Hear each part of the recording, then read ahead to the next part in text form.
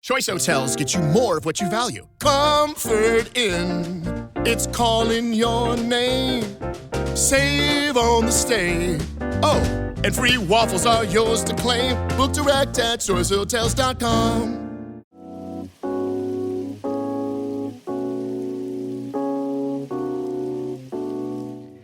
Welcome, one and all, to the H3 podcast experience. We're changing it to experience. Oh, nice. Because it feels more. We're trying to compete with Joe Rogan. So you have to. Because when did that start? I don't know. 'Cause I'm trying to hype it. Podcasts are boring. It needs to be an experience. The life-changing experience. When you listen to this podcast, you will come out a different person. And that's my guarantee, too. You will lose 200 pounds just by listening to this podcast. We've got the case study here. This episode is sponsored by Ring, Stitch Fix, The Black Tux, and SeatGeek. Guys, we are here with the great and wonderful Boogie. We have a lot to talk about. One of the main issues is weight loss and dealing with that. And I thought maybe some of you guys have some interesting stories you'd like to share with us today live. So give us a ring at 818-214-8504 if you'd like to share your story with us.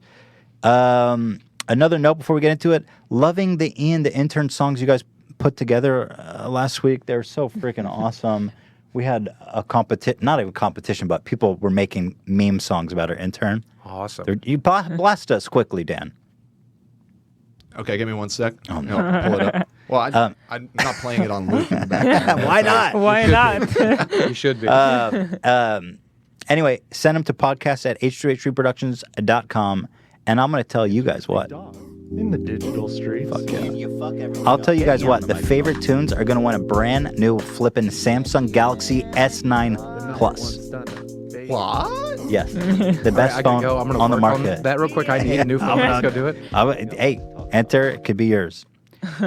Today's guest needs no introduction. The great Boogie2988 is back here with us today. Last time you were here almost exactly a year ago. Yeah, that's crazy. And you have since then, basically, when you were here previously, you were just about to undergo gastric bypass surgery. I was, let's see, it was June last year, and then I got surgery the second week of August, and now I'm down 180 pounds. Wow. 180 pounds. Yep. Where did you start before you went into surgery? My biggest ever 5'4". Well, my biggest ever was 600 pounds, but just before surgery, before we started the liquid diet, it was 540 pounds. Wow. Yeah.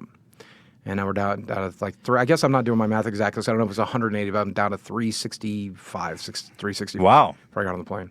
Which is still monumentally fat. Like, I am tremendously huge, right? I'm way more than both of you guys combined. 200 pounds is... You're right. That's how much I weigh. So I've still got a long ways to go. My doctor wants me to lose another 75, and then just get right under 300. And then we got a lot of skin to remove, which it's so bad. Like, I look... Like, naked, I look like the Michelin Man blue attire. I look like the Stay Puft Marshmallow Man after the Ghostbusters movie. I look like the Elephant Man, but only from the neck down. Okay, Love it's that. bad. It's so bad. So at what point during the weight loss do you say, okay, I'm going to remove the skin? Like, because I know you want to lose more. Right, so they don't like to do it within the first couple of years. They want the skin to, like, shrink as much as it can, like tighten up, and like they want to make sure you got as much fat out of there as you can, right? Because it makes it easier, like cauterize and stuff. And at first, I told them I don't want to do that. I'm not interested. Like this, who cares about this, right? Right. This is just, okay. I mean, it looks like I'm a flying squirrel. I don't give a shit. But there's the chest and like this underbelly, the actual fupa king. I am still the fupa king. Yes. The actual Undisputed. fupa is like so uncomfortable, and it makes it difficult to exercise. It makes it difficult. Really? To walk. So the skin gets in the way? Yeah, it's like straight up in the way. And so it's not going to be like that for everybody. Some people my size or smaller don't have that problem. Some people my size who are younger don't have that problem. But since I was in my 40s, and so it's a real issue. And like the nurse, she's like, so we'll schedule that for the consultation for the 1 year mark. And I'm like, for the plastic surgeon, I'm not going to get that shit. She's like, no, you trust me, you're going to want it. And then at the 4 month mark, I was like, ooh, I really want that. Well, bad. God bless. I mean, good problem to have. Yeah, it's a real good problem to have. Yeah. I don't know. It's just, it's weird. Like, they talked about body dysmorphia, and you hear that term a lot, like for people who are trans and stuff. And I was like, oh, that's not a thing that I could experience. But like, I was really looking at old photos. I took all of my old photos down. I couldn't stand to look at them. Really? When YouTube recommends one of my older videos, I'm like, who is that guy? I don't even look like that guy. So what is the body dysmorphia part? Because isn't that when you like see yourself in a way that you're not? Right. So I still see myself at like 500, 600 pounds. Oh, okay. And you don't see yourself any different than how you used to I'll be. look at a street corner and I'll think I can't walk to that, but I know I can now. Or I'll be putting on one of my shirts. I'm down to a 4X now. This is like a 6. This is falling off me, but I'll put on a 4X shirt and I'm sliding it on. I'm like, oh, this is not going over my body, but it does. Or like I'm walking through a restaurant or a store and I'm like, I can't fit down that aisle. There's just an actual disconnect with reality. And like, how does that affecting your continued weight loss efforts? Well, they've not been as great as I would like. I stalled right about. You can pull it towards you a little bit so you can sit back. I stalled right about like 375 for a while, and then I started doing some pretty big cuts to get down to like about a pound of loss a week. So I don't know. Like your listeners may not know. Right after I got the surgery, me and my ex-wife divorced, and like you guys didn't know about it until December, but we had talked about it for the first time in July. And then we made the agreement, like, we'll get the surgery done and see what it's like after the surgery. But she was ready to go, and I was still, like, bleeding. Really? Yeah, I was not, like, even remotely recovered. I wasn't able to stand up. I wasn't able to really cook for myself. I wasn't able to clean. It was Do you tough. feel, I mean, it's probably hard not to be upset and to feel, like, abandoned in a way, because it seems like you were vulnerable. And that's what it was. Like, the timing sucked. But yeah. Right. I mean, what you were saying, you went through a divorce, like life-changing weight loss, a really intense surgery, all within the scope of 3 months. But I got this like Fight Club mentality about it. Like let's just burn it down, and just start over. Like let's just completely rebuild who and what I am. Right. I mean, you have nothing to lose. Right. It's Exactly. like, just fuck it all. And so I told a therapist. I actually lost my therapist over this conversation. Really? But I'm like, Therapists can leave. they're like, I don't want to work with you anymore after this because you've got the wrong idea in your head. And I think it was the right idea, but she disagreed entirely. But I'm like, so I know that I'm Does miserable. that happen? That doesn't seem very professional. They're like, you know what? You're too fucked up. That's exactly what it was. They're like, I'm not a good fit, is what they say. It's like, it's not you, it's me. That's what they get. It's not you, it's me. That hurts. Right? But I'm like, how did that feel, getting dropped by the shrink? It sucked. But I just moved on to the next one because it happens. Like sometimes you're a good fit, sometimes you're not. It's like anything else in life. Yeah. And if you don't have a good therapist, if you're not a good fit with that person, it's really hard. I mean, we were a really good fit for a really long time. But the conversation I had with her, I'm like, so I realize right now I have to be miserable. I've gone through a divorce, and divorces are miserable. You can't avoid the misery, right? And I can't. I'm physically in pain all the time, and I can't rely on my one favorite thing in the world, which is food. So I can't drink, I can't smoke, I can't do weight, I can't like shoot cocaine, I can't do anything. I have no recourse. So I'm just going to have to push through the physical pain. I'm going to have to push through the emotional pain. I'm not going to try to go back to an addict's state of mind and just try to avoid it and try to deal with it and like go back into stupid bad habits because I'm going to get addicted to painkillers. I'm going to get addicted to food again. I'm going to poison myself, and I'm like, I just have to accept that I have to be miserable for a while to do the work so that I can be not miserable in the future. Right. And she's like, that's a very destructive attitude. You can't think that way. That makes sense to me. Right. And what was it she's that like, she thought? if you choose to be miserable right now, you're going to end up going back to old habits. What you need to do is you need to start finding the joy in your daily life. And I'm like, there isn't any. Right. There isn't any. This is just the worst 6 months of my life, and I just have to deal with it. Yeah. And I'm so glad because now I'm out the 6 months, and I've went through the physical therapy, and I went through the divorce, and I've dated a little bit. And You've dated? Really? Yeah. Ooh. Yeah, that was weird. That's weird. How'd you meet him? Tinder, believe it or not. Yeah, it's real. So Wait, after how long of being together? So with your ex-wife? me and my ex-wife were together for 7 years. Oh, wow. And married for 4. And so that was tough. And so like every girl that I met really on weird Tinder, to go I on dates. did the opposite of like try to woo them. I was like, so here's the thing. I just went through a divorce, and I also got gastric bypass surgery. I look like I'm melting physically, all my and my problems. brain is on fire. But I'm not looking to get into a relationship, nor do I ever want to be one. And again, I plan to die alone. Would you like to see Can we the start new from Marvel here? movie with me? No, because that's all I want. I just want somebody to go see the Marvel movie with. And if you like Marvel movies, let's go see a Marvel movie. And I can go with my friends, so that's fine. So you say That's no. not I'm a bad opener, I have to Right? say. It's not a bad. And so like the biggest thing is I'm not a good looking guy.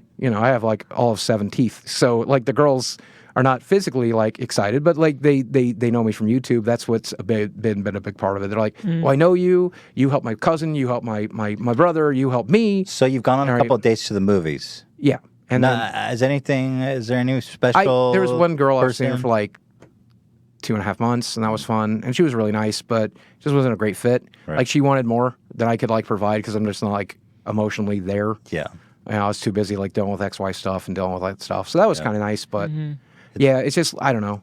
I don't know. I don't know if I'll ever like trust again. Like that's a stupid thing to say, but it's hard. Yeah. You know, but like at the same time, like I'm not really angry at my ex-wife, and I don't really feel like I should be because we weren't happy. Right. Sure. You know, and like that VidCon, I've never said this elsewhere, and this is the only place I would ever say this.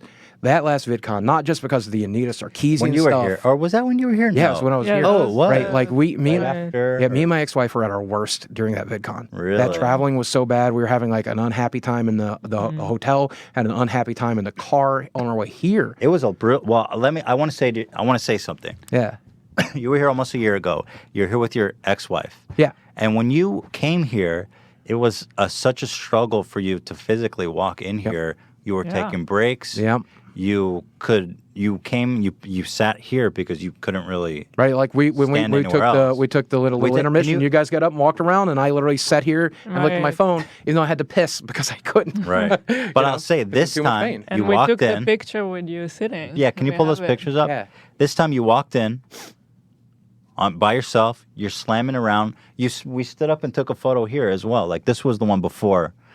You couldn't get up, so we went over to that side and took the photo. It's so hard looking. here's the new it's one. so hard looking at these older pictures from me. It really What- is. But does it not? Here, blow that up a little bit. And this one, fucking, we did it in that goddamn iconic spot, dude. Yeah. And I mean, that's Look, not you even, look great, man. That's a really good photo. I think. I'm getting there. You know, like I don't know. Most people when they lose weight, they look younger, and I'm getting older because you know, like fat doesn't crack is the joke, right? And so like I'm starting to see the crow's feet. I and don't stuff. agree. I don't agree with that. Well, thank you. By the Okay. way, why do you feel sad when you look at the old photo of you? Because to me, I know the state I was in mentally, and I was just like defeated, and I didn't care to fight like the morbid obesity, and I was trying like to get my brain around it and to want to do it and want to be healthy and want to be better, but I just didn't give a shit on some level, and that's why I just couldn't push myself Nothing ever to it. clicked. Right, and like the surgery, I mean, that was what it was like physical rehab, it was like being forced rehab, surgical rehab. What was there a moment or kind of a catalyst where you're like, you know what, I need to. Like you finally something clicked because you by your own will lost what 60, 80 pounds before you could even get the surgery. Right, and that was like I think the testament is you have to you're supposed to do a 2-week entirely liquid diet, like 800 calories a day for the first 2 weeks to prepare your liver. 800 calories. Right. Holy crap. Yeah, you got to prepare your liver. You got to prepare your body for the surgery.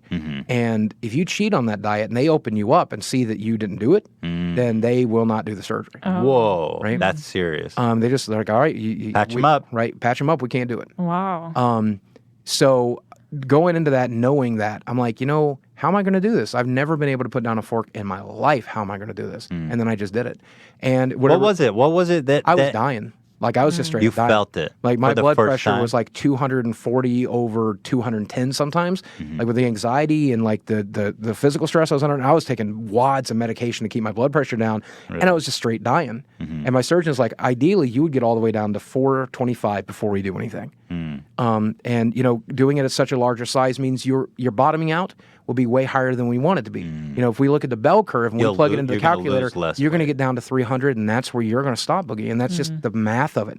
It'll take incredible discipline for the rest of your life to get below to keep 300. going? Right. But if we do it at 400, we'll get you down to 225, right? And I'm like, shit, okay. But he's like, we have to do it now because you are dying. Yeah. Wow. So let's pull the trigger. I want to save your life because I know you'll pay it forward. So now it's been a little bit of a time. You've lost like 180 pounds. You said, like physically, how do you feel? Like, I mean, it's been since all this stuff has Fucking passed. fantastic. Yeah. It's got to feel like you fucking walked up here yourself. I haven't felt this good since I was 20. Wow. And like I flew into E3 last week, and you know, Jeff Keighley, the YouTube team, they put me on camera for like 5 or 6 segments, and I get to host my own segment, interview developers. It was amazing. great opportunity. Couldn't not have done that otherwise. But normally when I flew into LA, every time I've ever had to fly in LA, I needed physical assistance. So if a fan saw me, they saw me in a fucking wheelchair getting pushed by somebody. Last VidCon, you were in a wheelchair, right? Well, for part of it. And my doctor still wants me running the motor scooter for these events, but I just park it and I don't bring it anywhere and I don't do anything, but I have it. But it's like you want it in case you pull a back muscle, in case you do, in case you go too far. But like I went to a Fortnite event during E3 and abandoned the cart, 10 miles back at the hotel, and I was on my feet for like 2.5 hours and watched like Marshmello and That's amazing. And Logic, like Logic in concert, and like Yeah. I don't know, it's just I can do that now, and I want to do it. So I hate having to keep that thing, but I do use it a little bit at these events just to be safe. But are you afraid? Like, it's funny. I was our previous guest Tom Segura. I was talking to him about weight loss, but obviously on a much different scale. But he said something I thought was funny, but very true.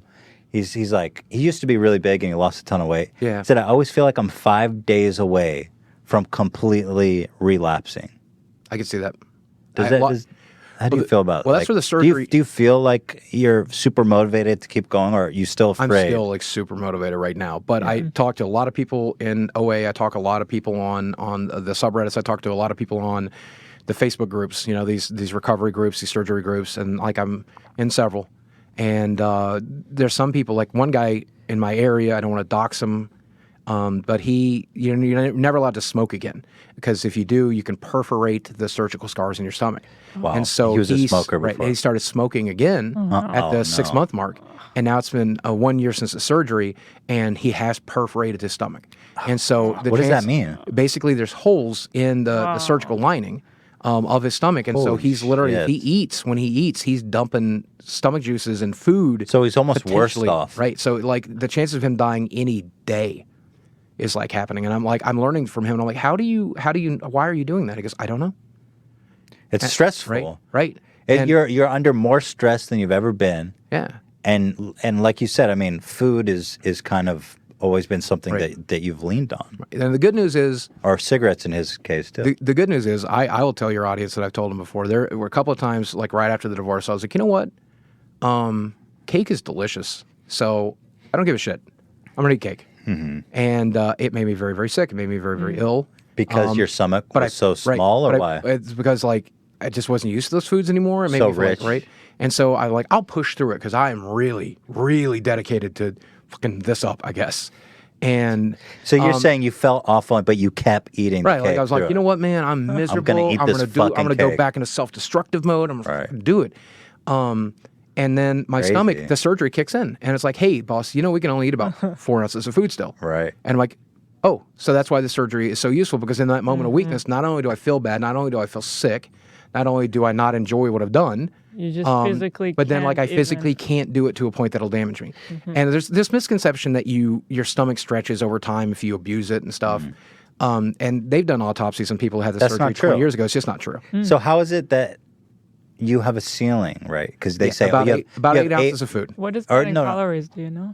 I don't know what's 8 ounces of. What I mean It is depends on what you're eating, right? Like 8 ounces of cake is going to be It's 3,000 calories, right? But 8 ounces of lean chicken is going to be 400 or 500 calories. What I mean is, like, over 8 months, you say that's your opportunity to lose weight. Is that because your stomach regrows? So, okay, so the way they explain it, most people will lose weight for the first year and a half, and at the end of that year and a half, all of the fun parts of the surgery are gone. Fun meaning? Meaning like you're going to start feeling hunger again about the 6-month mark. All the assistance basically that you got from it. And then it's going to come down to discipline. And then the other thing is your body does not like what you're doing to it when you lose weight that quickly. So you do get some metabolic hits. And your body is resistant for the rest of your life to process fat, to process calories. Now, it's still going to obey the laws of thermodynamics, So it will then try to choose to burn protein. It's going to try to choose to burn your muscle over your fat, for example. Bad. And so you got to struggle with little things like that. Your body learns, hey, we once starved for a year and a half, and I don't ever want that to happen again. So let's make sure it doesn't. And they tell you, and this is not a hard and fast rule because you can't change the math. But they say, like, if you figure out your basal metabolic rate at 2,500 calories, you should deduct 600 to 800 calories from that and to get your actual BMR. So a normal person your size, probably about 2,500 calories a day. If I'm your size, then I should probably be eating closer to 19. Just to maintain. Just to maintain. Wow, that's brutal. And so basically, That's rough. Yeah, you got to That's choose hard. to eat right for the rest of your life, and it's tough. Yeah. Yeah, but if you lose that motivation, I really think you are 5 days away from whatever. Just but total landslide back. I'm so tremendously motivated because I'm doing stuff I've never got to do, and it's just part of my life I've dreamt about for 20 years. You know, I was on disability building that YouTube channel. Man, one of these days I'm going to be able to go to E3. One of these days I'm going to be able to go be on my favorite podcast, my favorite shows, meet my favorite creators, meet my fans. And then I got to the point where I had the power and I had the money, but I couldn't physically do it. Right. And now I can do both. And now, like, I feel like I'm struggling on YouTube. Go check me out, youtube.com/Boogie2988. I feel like I'm struggling there because my audience is kind of split because I always did the gaming stuff. But my gaming audience got flooded with all these very personal videos during the divorce and the surgery. So I have like a very personal audience right now that doesn't care to watch the gaming stuff. But the gamers are frustrated because there's too much personal stuff. And I have that like weird split audience issue. And then nothing performs well in the algorithm. I'm just going to have to pick a direction and go with it eventually. I don't think so. But let's talk about that after the break. Sure. I'm curious to pick your brain on that a little bit because I have thoughts about that too because I've been in that position so many times. Right. But let's talk about that after the break. We will be right back. Absolutely. Thank you to Ring for sponsoring this episode. Now, Dan, can you play the angelic music, please? Because this is serious. This is a product that has revolutionized the earth. Thank you, Dan. This is a product so great. Usually sponsors, they approach us. I said, no. I sought out Ring, and I said, I love you so much. Give me the opportunity. No, the privilege. They're like, all right, get on with the read. Let me tell you about this Ring. It's an electronic doorbell that has a camera, it has a speaker, a live feed, and it saves the video and a motion detector all in a freaking doorbell. Are you kidding me? It used to cost thousands of dollars. You'd have to contract people to come install all this crazy equipment in your house to get security. Now all you need is this one incredible device, the Ring. They call it the Ring because it's like a halo that goes around an angel. That's who invented this, God, an angel. This product changed my life. At our previous house, we didn't have a peephole. So I installed this Ring. All of a sudden, I can talk to people when I'm not even at home. I can see all these nerds at my door that I don't want to talk to. I can put on the speaker and be like, piss off. Or leave the package. Leave it. And you leave. It doesn't matter if you own a house, if you're in an apartment, even if you're in a dorm. That's the beauty of it. You can tie it to your doorbell so it has power piped in, but you can also battery power it if you're in a dorm room or something like that. Boom, I've got a Ring. Nobody's going to surprise me. And by the way, this is the best thing. Motion detector, somebody walks by, it saves it. So you get to watch it later and be like, the girl who I had a crush on was at the front of my door, but she didn't have the courage to knock. Now that's saved, and you know. Ring saved your marriage because you didn't know she was into you, but now you do. I cannot endorse this product enough. They have a special offer available for our listeners right now. The Ring starter kits with a video doorbell, motion activated floodlight camera, and starter kit has everything you need to build a ring of security around your home. It's about safety, people. It's about seeing what's out there. It's about finding real love. It's about love. All right, now that's it. So please, guys, check this out. Go to ring.com/H3. That's ring.com/H3. I guarantee this product, it's going to change everything you knew about the world. Style. Some of us have it, and some of us don't. That's right. And let's face it. A lot of us guys, it's hard enough to wake up in the morning. Or girls. Or ladies. Actually. It's hard enough to wake up in the morning. Let alone, you got to get up and dress yourself. Are you freaking kidding me? If you're like me, you just leave a pile of dirty clothing on the floor. Before I met Hila, I literally would just leave a pile of used clothes and put that back on because who's got time? I saw that when pile. You're so critically depressed that you can't even get out of bed. Well, I can't help with your depression, but I can help with the clothing. Stitch Fix, all right? Stitch Fix has reinvented how we buy clothing. You just go to the website, answer some basic questions about your sizes, favorite styles, budget, and right from your laptop, smartphone, or tablet, boom, you are slamming. Your personal stylist then springs into action. They're snoozing, and then they wake. What's that mean? I sleep, I'm awake. That's them. Hand selecting 5 brand new clothing items just for you. I know. They make me say, I know. All right. I know. Personal stylist sounds like something only the rich and famous can afford, but you can too, you sloppy fuck. Should I not say fuck? You sloppy dip. Stitch Fix styling their styling fee is only $20, which is applied as a credit towards anything you keep. That's pretty sweet. So it's pretty much doesn't charge you anything. And since your personal stylist uses only your preference to pick your clothing, you're still in complete control of what you get. Once your items arrive, you try them on and you only pay for what you keep. If you don't like something, if you need another size, just send it back. No questions asked. They won't even smell it. They say no questions asked, no smells. And shipping is always free both ways. Get your fix whenever you want or sign up to receive scheduled shipments. The choice is yours. I love Stitch Fix. Dan loves Stitch Fix. He's using it all the freaking time, and I can verify that he's had some hot dates that have gone very well, specifically because he's looked so good. How can you verify that? Because he's told me. Oh, I thought you were right, watching. Dan? You know it, buddy. Hurry to stitchfix.com/H3 to get started now. Keep all 5 items in your box and you'll get 25% off your entire purchase. That's stitchfix.com/H3. Stitchfix.com/H3. Welcome back to the H3 podcast experience. Feels good, right? It does. I can feel my life changing right now. So we were just talking about how you're split on YouTube content because you have the like emotional or personal, I guess, is better, and you have gaming content. And that performs so much better, right? Like Which one performs better? I have a video canned right now that it took me 10 years to make. But I talked to you a little bit about last year. I talked about the abuse that I went through as a kid, but I never really went into the details.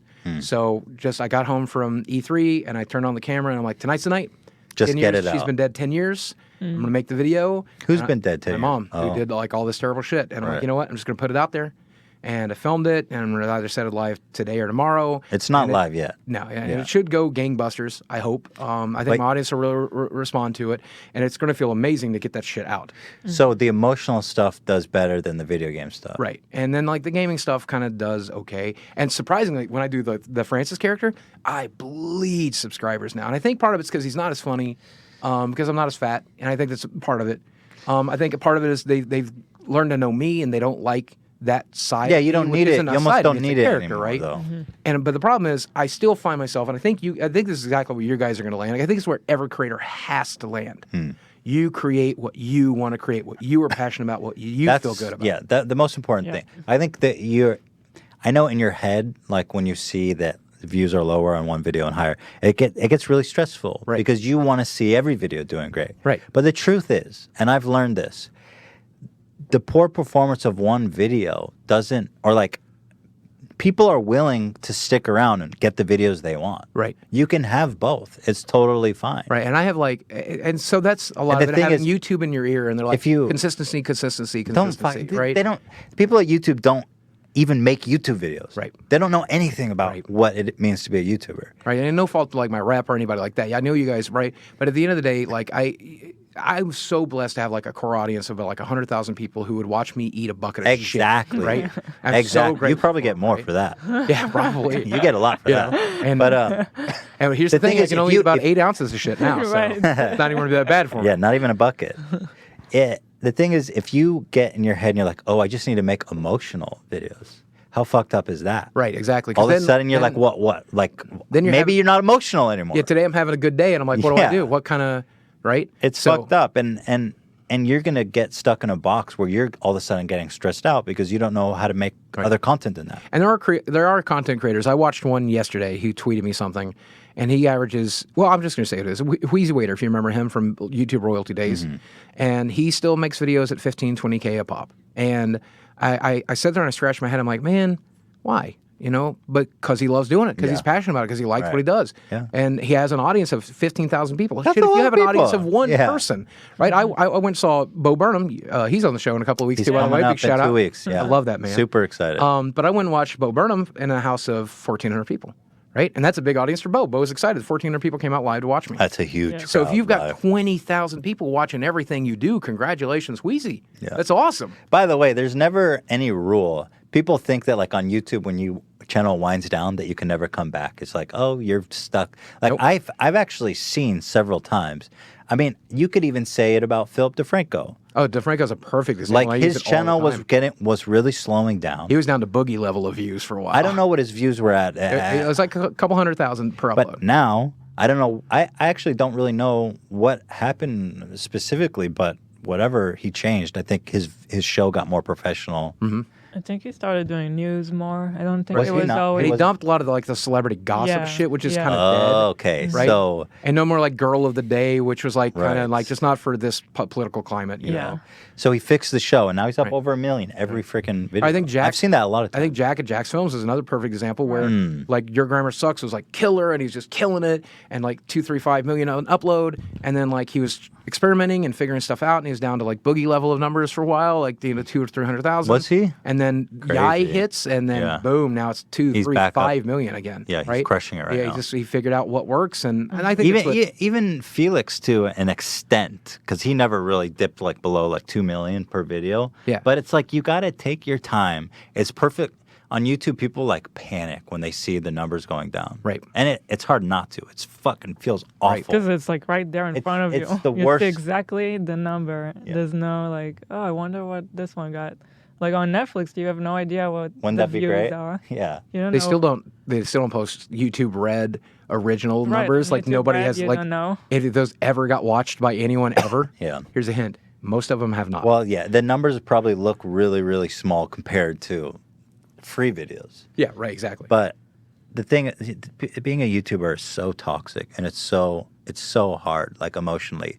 But the thing is, like, it happens to everybody who's been on the platform for a long time. You ebb and flow, Yep. and you got to like rediscover your voice. I learned to just let it go and just like, because I knew going into the surgery, I was like, a lot of people are in my ear, a lot of fans on Twitter, like, when you lose weight, man, people aren't going to watch. And I'm like, you know what? If that happens, it's okay because I'm turning my life around. And like, me and my ex-wife were talking about divorcing. I'm like, What's the theory that people wouldn't watch because you've because lost the only weight? thing interesting about me is that I'm fat. How's that interesting? I don't know. Or that some of my audience who's also big would see me succeed and that would make them frustrated or irritated, or That's so that, insane. or something That's like that. ridiculous. Right? That is Like so all kinds of not- crazy theories. People- but I'm like, Those statements don't mean anything. no, but it's all like theory crafting. People love to theory craft, and you know, but I'm Theory like, craft. Yeah, Right. I'm just like that's a gaming term from back all the days. Like you're building decks or building D&D Mm-hmm. characters. You're just like, well, let's see how this will work together. It's like we're all theory crafting here. I want to ask you something. Yeah. I saw this statistic and it absolutely blew my mind. Yeah. And tell me how it resonates with you. If an obese person starts their marriage when they're obese, when they start losing weight or like get gastric bypass, Right. the chance of divorce after surgery is 80 to 85%. Yep. I was completely flabbergasted Yep. by that. And they go over that number. My pre-education for the surgery is so comprehensive. They included that statistic at one point. What do you make? Like, what do you make of that? That it's almost certain. Well, let me ask you this: before you did the surgery, did Right. you think, were you like, that's not us? I had a pretty good feeling come that July when we had that talk. Really? I'm like, she's definitely maybe looking towards the door right now. She's definitely looking towards not enjoying her life right now. And I don't blame her. She was in a caretaker role, man. So that resonated with you a little bit. And I'm like, man, I think that might happen. But I asked her one day, I'm like, what do you think about that? And she's like, look, that's not us. We're going to be fine. And I think part of that, even though I think she maybe already had an eye on the door, that was her saying, look, I have to tell him that because I want to make sure I save his life here. I'm not going to leave him in ruins. You know, I'm not going to leave him to die alone. And so but maybe that's how she really was thinking. Who knows? Have her talk to people that have gone through the surgery and seen marriages end. There's like 3 major school of thoughts. Okay, so it could have been that I got the surgery and was unsatisfied with my partner and decided to upgrade. That happens. Then there are people who marry somebody who's morbidly obese and think they're always going to be like that. They're always going to be there for me. They always make me feel better about myself, maybe something like that. And then that person starts to turn their life around, and they're like, well, where's my role? The dynamic changes. Right? And I think that might even been close to what happened for me and my ex-wife in some ways. We already had our trouble, but I think we were in a situation where I was getting my stuff together, and she's like, what is my role in this codependent relationship now? Like, it's going to completely change. And if it's going to completely change, now's an opportunity for me to build into something completely different. Right? I think that's probably where her headspace was more than anything. Like, now's, if I'm going to rebuild myself anyway, let's see if I can make myself happier.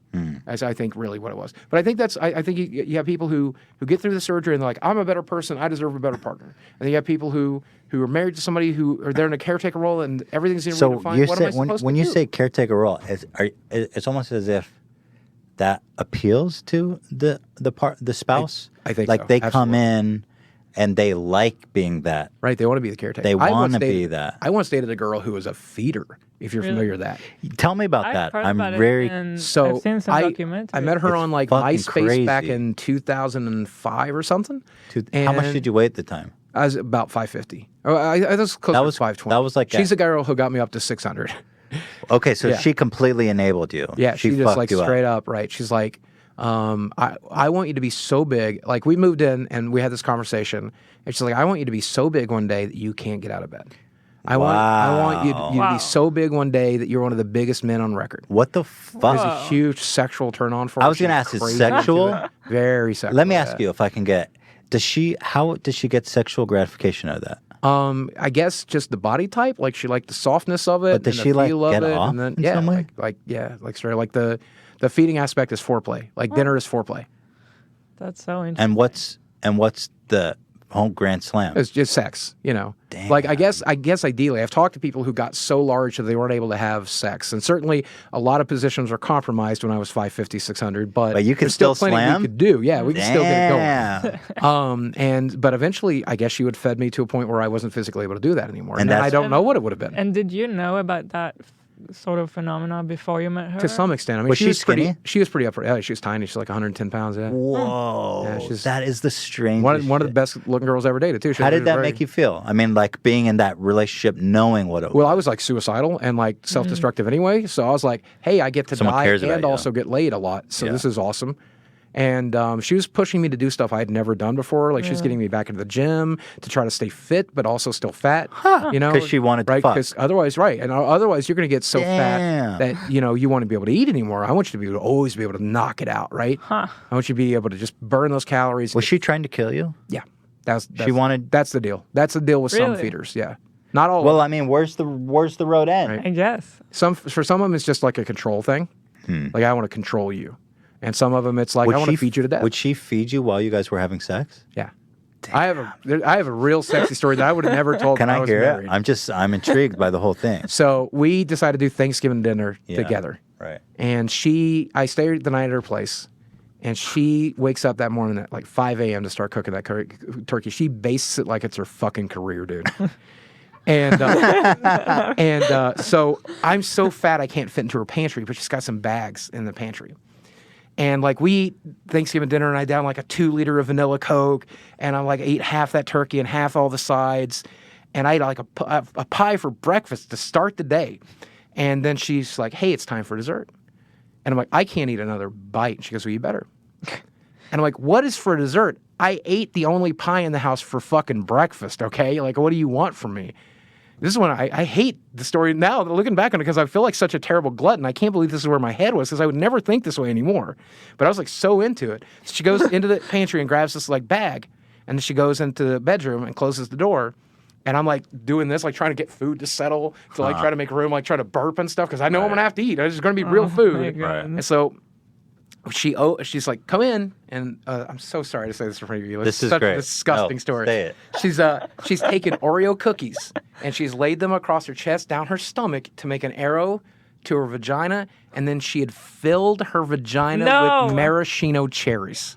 Whoa. I swear It to is God. time for dessert. I swear to God. And my first thought is, you are going to get a yeast infection. What the fuck are you doing? Like, don't put food in your vagina. How many did you stuff in there? 6 or 7. It wasn't like, but I was, it was like one of the best experiences of my life. I was like, this is awesome. You ate them all out. Yeah, you do what you got to do. And then, you went to town. You ate them all out. Yes, quite literally and And then we moved in together for a while, and then I got sick. I got like an infection in my leg, which is like real frequent. I get in with the lymphedema all the time. And I'm like, I got to go to the hospital. And she's like, they're going to make you lose weight. And I'm like, no, that's going to be fine. I've gone before. She goes, if you go to the hospital, we're done. And I'm like, wow. What? No, what? Fuck you. Okay, we're done. Like, I'm not going to die. Like, I literally, she's like, you're faking the infection. I'm like, how do you fake an infection?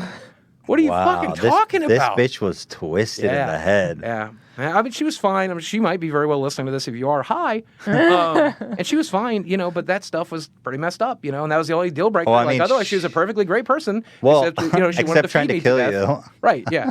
But other than that, she's a great murderer. Out of my favorite murders. I mean, it is, as far as murder my goes. God. Yeah. That's a good way to go. Yeah. So what happened? How did the relationship end? I ended up going to the hospital that night, and she went and stayed in a hotel. Wow. And then we talked it out or whatever. And I'm like, look, if you move back in, this is my body. This is my choice. I decided what to do. And she's like, oh, I can't believe how you've changed. And I'm like, yeah, but I don't know. This is like the slightest molecule of self-esteem that I found, and I'm going to hold on to it. And so you can either be with me like that or not. And I'm not saying I'll lose weight. I'm not saying I won't get 10 times fatter. I'm saying if I do, it's my choice. And then that Friday, she's like off work, and she's like, I'm coming home tonight. And I'm like, awesome. And she's like, let's go out to dinner. And I'm like, great, there's this Chinese place I've always wanted to take you. And she goes, no, we need to go to a buffet. Were you YouTubing at this time? No. This is 2005, 2006. So she's like, you need to go to a buffet. And I'm like, I don't want to go to a buffet. I want to take you to this Chinese place. You do real nice stuff. I'm like, no, we either go to a buffet or we're done. I'm like, okay, when you get here, your shit will be on the lawn. When she got there, her shit was on the lawn. I called a couple friends over, they put her shit on the lawn. Wow. Well, good for you for I mean, she was going to kill drawing you. the line somewhere. And that's my version of the story. I'm sure she has a completely different version. She probably thinks I'm a crazy piece of shit. So it's hard to, I don't know, man. I've never told this story. I don't know if she has a defensible position. Yeah, I don't know, man. Women are tough. And then, if you look the way I looked and you had the life that I had, you're not going to meet an awesome young lady like this one. You're going to probably meet some crazies every once in a while. I've met some really great ladies, Well, everyone meets crazies every once in a while. But I see what you mean, that there's women who are attracted to people in your condition. Right. Yeah. I wouldn't necessarily ever interact with someone like that. Yeah, and yeah, right. And I think, you got to be careful, especially dating right now. I'm especially careful. Like, if I have a girl over to the house, I'm like, so this is a no phone zone. And here's a burner. That's a good call. Here's a burner phone right here. And I'm going to let you put it in your pocket. And if you need to call 911, you need to call a friend, you can call them right there on that phone. But your phone stays in the car. Because I don't want to be filmed. Yeah. I don't want anybody recording my house. I don't want anybody doxing me. That's such a good call. I want to be really careful, Huh. And because you want that moment to be private. Yeah, and I want to make sure if I'm texting you, I'm very careful what I text. You want to do video chat, I'm going to make sure whatever I do is very, very, because I'm not going to get Shay Carl really went through the works, because he was talking to a girl or whatever. But he was like married and stuff. And he was like Mr. Happy Family. Right. And so he ended up but that girl dumped everything he said into the world, and you just got to be super careful. You know that story? Yeah. Such a great. Sort of. I never actually watched his channel. So He's such a good guy too. He was such a shit Never met show. him. It was his one mistake in that entire marriage too. It was the one time he strayed even the tiniest bit, which you shouldn't do ever. He strayed quite a bit, as I understand it. Well, I think wasn't it all just text and stuff? It was just talking. He was sending her nasty, drunk, fucking nasty. Yeah, but there's some women and men out there who just bang other people every Friday night and go home to their husband, right? And it's he was. I think it was the juxtaposition of Mr. Happy Family that really. That's what it was, right? Them. Right. You find out somebody else was talking to a stripper after 20 years of marriage, you'd be like, oh, that's kind of fucked up. But since it was Shay, Mr. Hey, right? Yeah. Happy Family. That story was something, man. I gotta tell you. I That was something. It was weird, man. I've got so many like messed up stories. There's literally no end to them. I could be doing story time videos till I'm dead. That's one of my favorites, man. I've never told that one. Really I think I told that one night on stream when I was like depersonalized or whatever. And like it's the only time I ever told a story. I'm curious, and you don't have to answer because it's gross and it's personal. Yeah. I'm just wondering what position. Reverse cowgirl is the only thing that worked at the biggest. So reverse cowgirl is her ass facing you. Yeah. Damn. Yeah, her pretty much staring at my toes, my horribly misshapen, terrible lymphedema-infested toes. I don't know what she was into, but she was into it. I mean, if that's the only one you get, that's not a bad one. And then, like, when I was with someone smaller, like 550, 500, then missionary works, but that's pretty much about it. Mm-hmm. And now, I was with a girl, I was on top for the first time with a girl recently. Wow. I was like, this is awesome. We're still having to do like edge of bed stuff. And I swear to God, she had to be like the open-mindedest girl in the world because I literally had to like lift shit up and put it on her fucking chest. I'm like, I'm sorry, dear, but you're into it, so thank you. But so you had sex recently, since the divorce? A couple times. Nice. It's been okay. And it was missionary. Well, we're utilizing the edge of the bed loophole. Okay, right. I got it. And then I did manage to edge of the bed loophole. I managed to do a little bit of doggy. I managed to. Well, I can't believe. I'm so sorry to my core audience because you guys are not used to this. I'm so sorry. No, I managed to do a little bit of doggy. Fucking great. This girl. Okay, so we're really getting into it. This girl is like straight up like it. Arkansas 10, but like an LA 8 probably. I mean. Oh, and nice. so she does like she's a good looking girl. What's she look like? I mean, what's her weight? She's about 110. I think she's having like some weight issues because like she does like camming and stuff for a living. Oh shit! And so she like they always wanted her to be smaller than she actually is. Really? Yeah. And it was she's great. She really healed. She's like I guess it turned out to be a rebound, but like it was like she was really healing. She was really like on board and she like knew my work and like she was really helpful. And yeah, it was a good experience. That's got to be motivating. It was. It was really motivating. Fuck. Right. And then I saw her and then I like went on a few first dates and those first dates turned into second dates and then I'd get to the third date and then sometimes we'd go back to my place, sometimes we wouldn't, and I'd be like, I'm just not ready for any of this. I don't want to do any of this, right? Like I don't want you to see me naked. Look at me. She was into it. Like, and that's the thing. Some girls she was happy with it. Some girls I'll say that. And was she like, crushed? I honestly don't care. No, she was. I think she was fine. She got it. Yeah, she's a smart girl. She's a strong, powerful, smart girl for her age. Strong, I just independent. was just shocked. How old is she? How old is she? What's the age? She will be able to legally drink soon. Damn, you dog, dude. Yeah, it was bad, man. It's not bad. She's legal. You're out there. You're shaking your dick. It was, but that's fine. Look. It was fine. I can't believe I'm talking about that. I've never even talked about this on my stream. But this is what you do to me. You just get this shit out of me, man. This is great. This is cathartic. This is interesting stuff. But this is real life. I will tell you, I wasn't making decisions. I do not remember most of November, any of December, most of January, part of February. I was so depersonalized. I go back and watch videos that I made during that period of time. I don't know what the fuck I'm talking about. Probably the amount of stress and anxiety. Like, you're right. Because I if I was ever gonna like harm myself, that's when I would have done it. Wow. If I was ever going to eat till my stomach popped or something, that's when I would have done it because I was in zero control. But I talked to my friends and they're like, "Oh, you were just like really sad for a while, and like you had us over every week and like we played D&D and stuff, and you pet the dog." Boogie, I love you. That was great. Thank you. Wow. That came out weird. What I'm trying to say. Another break. That's what it's trying to say. I'm like, are we about to knock boots? Is that what is you coming on me? That came out really weird. Is this a three-way? What I'm trying to do is cut to the second break, and I'm very unelegant and bad at it. But I love talking to you, and I cannot wait to return to our conversation. If they stick around, I promise you, no more sex stories. No more sex stories. Promise you. Well, yeah, okay. There you go. You guys have the Scout's honor. All right? We'll see you guys soon after this commercials break. Wedding season is upon us. And if you are a disgusting monster like me, then chances are you probably don't even have a tux or a suit.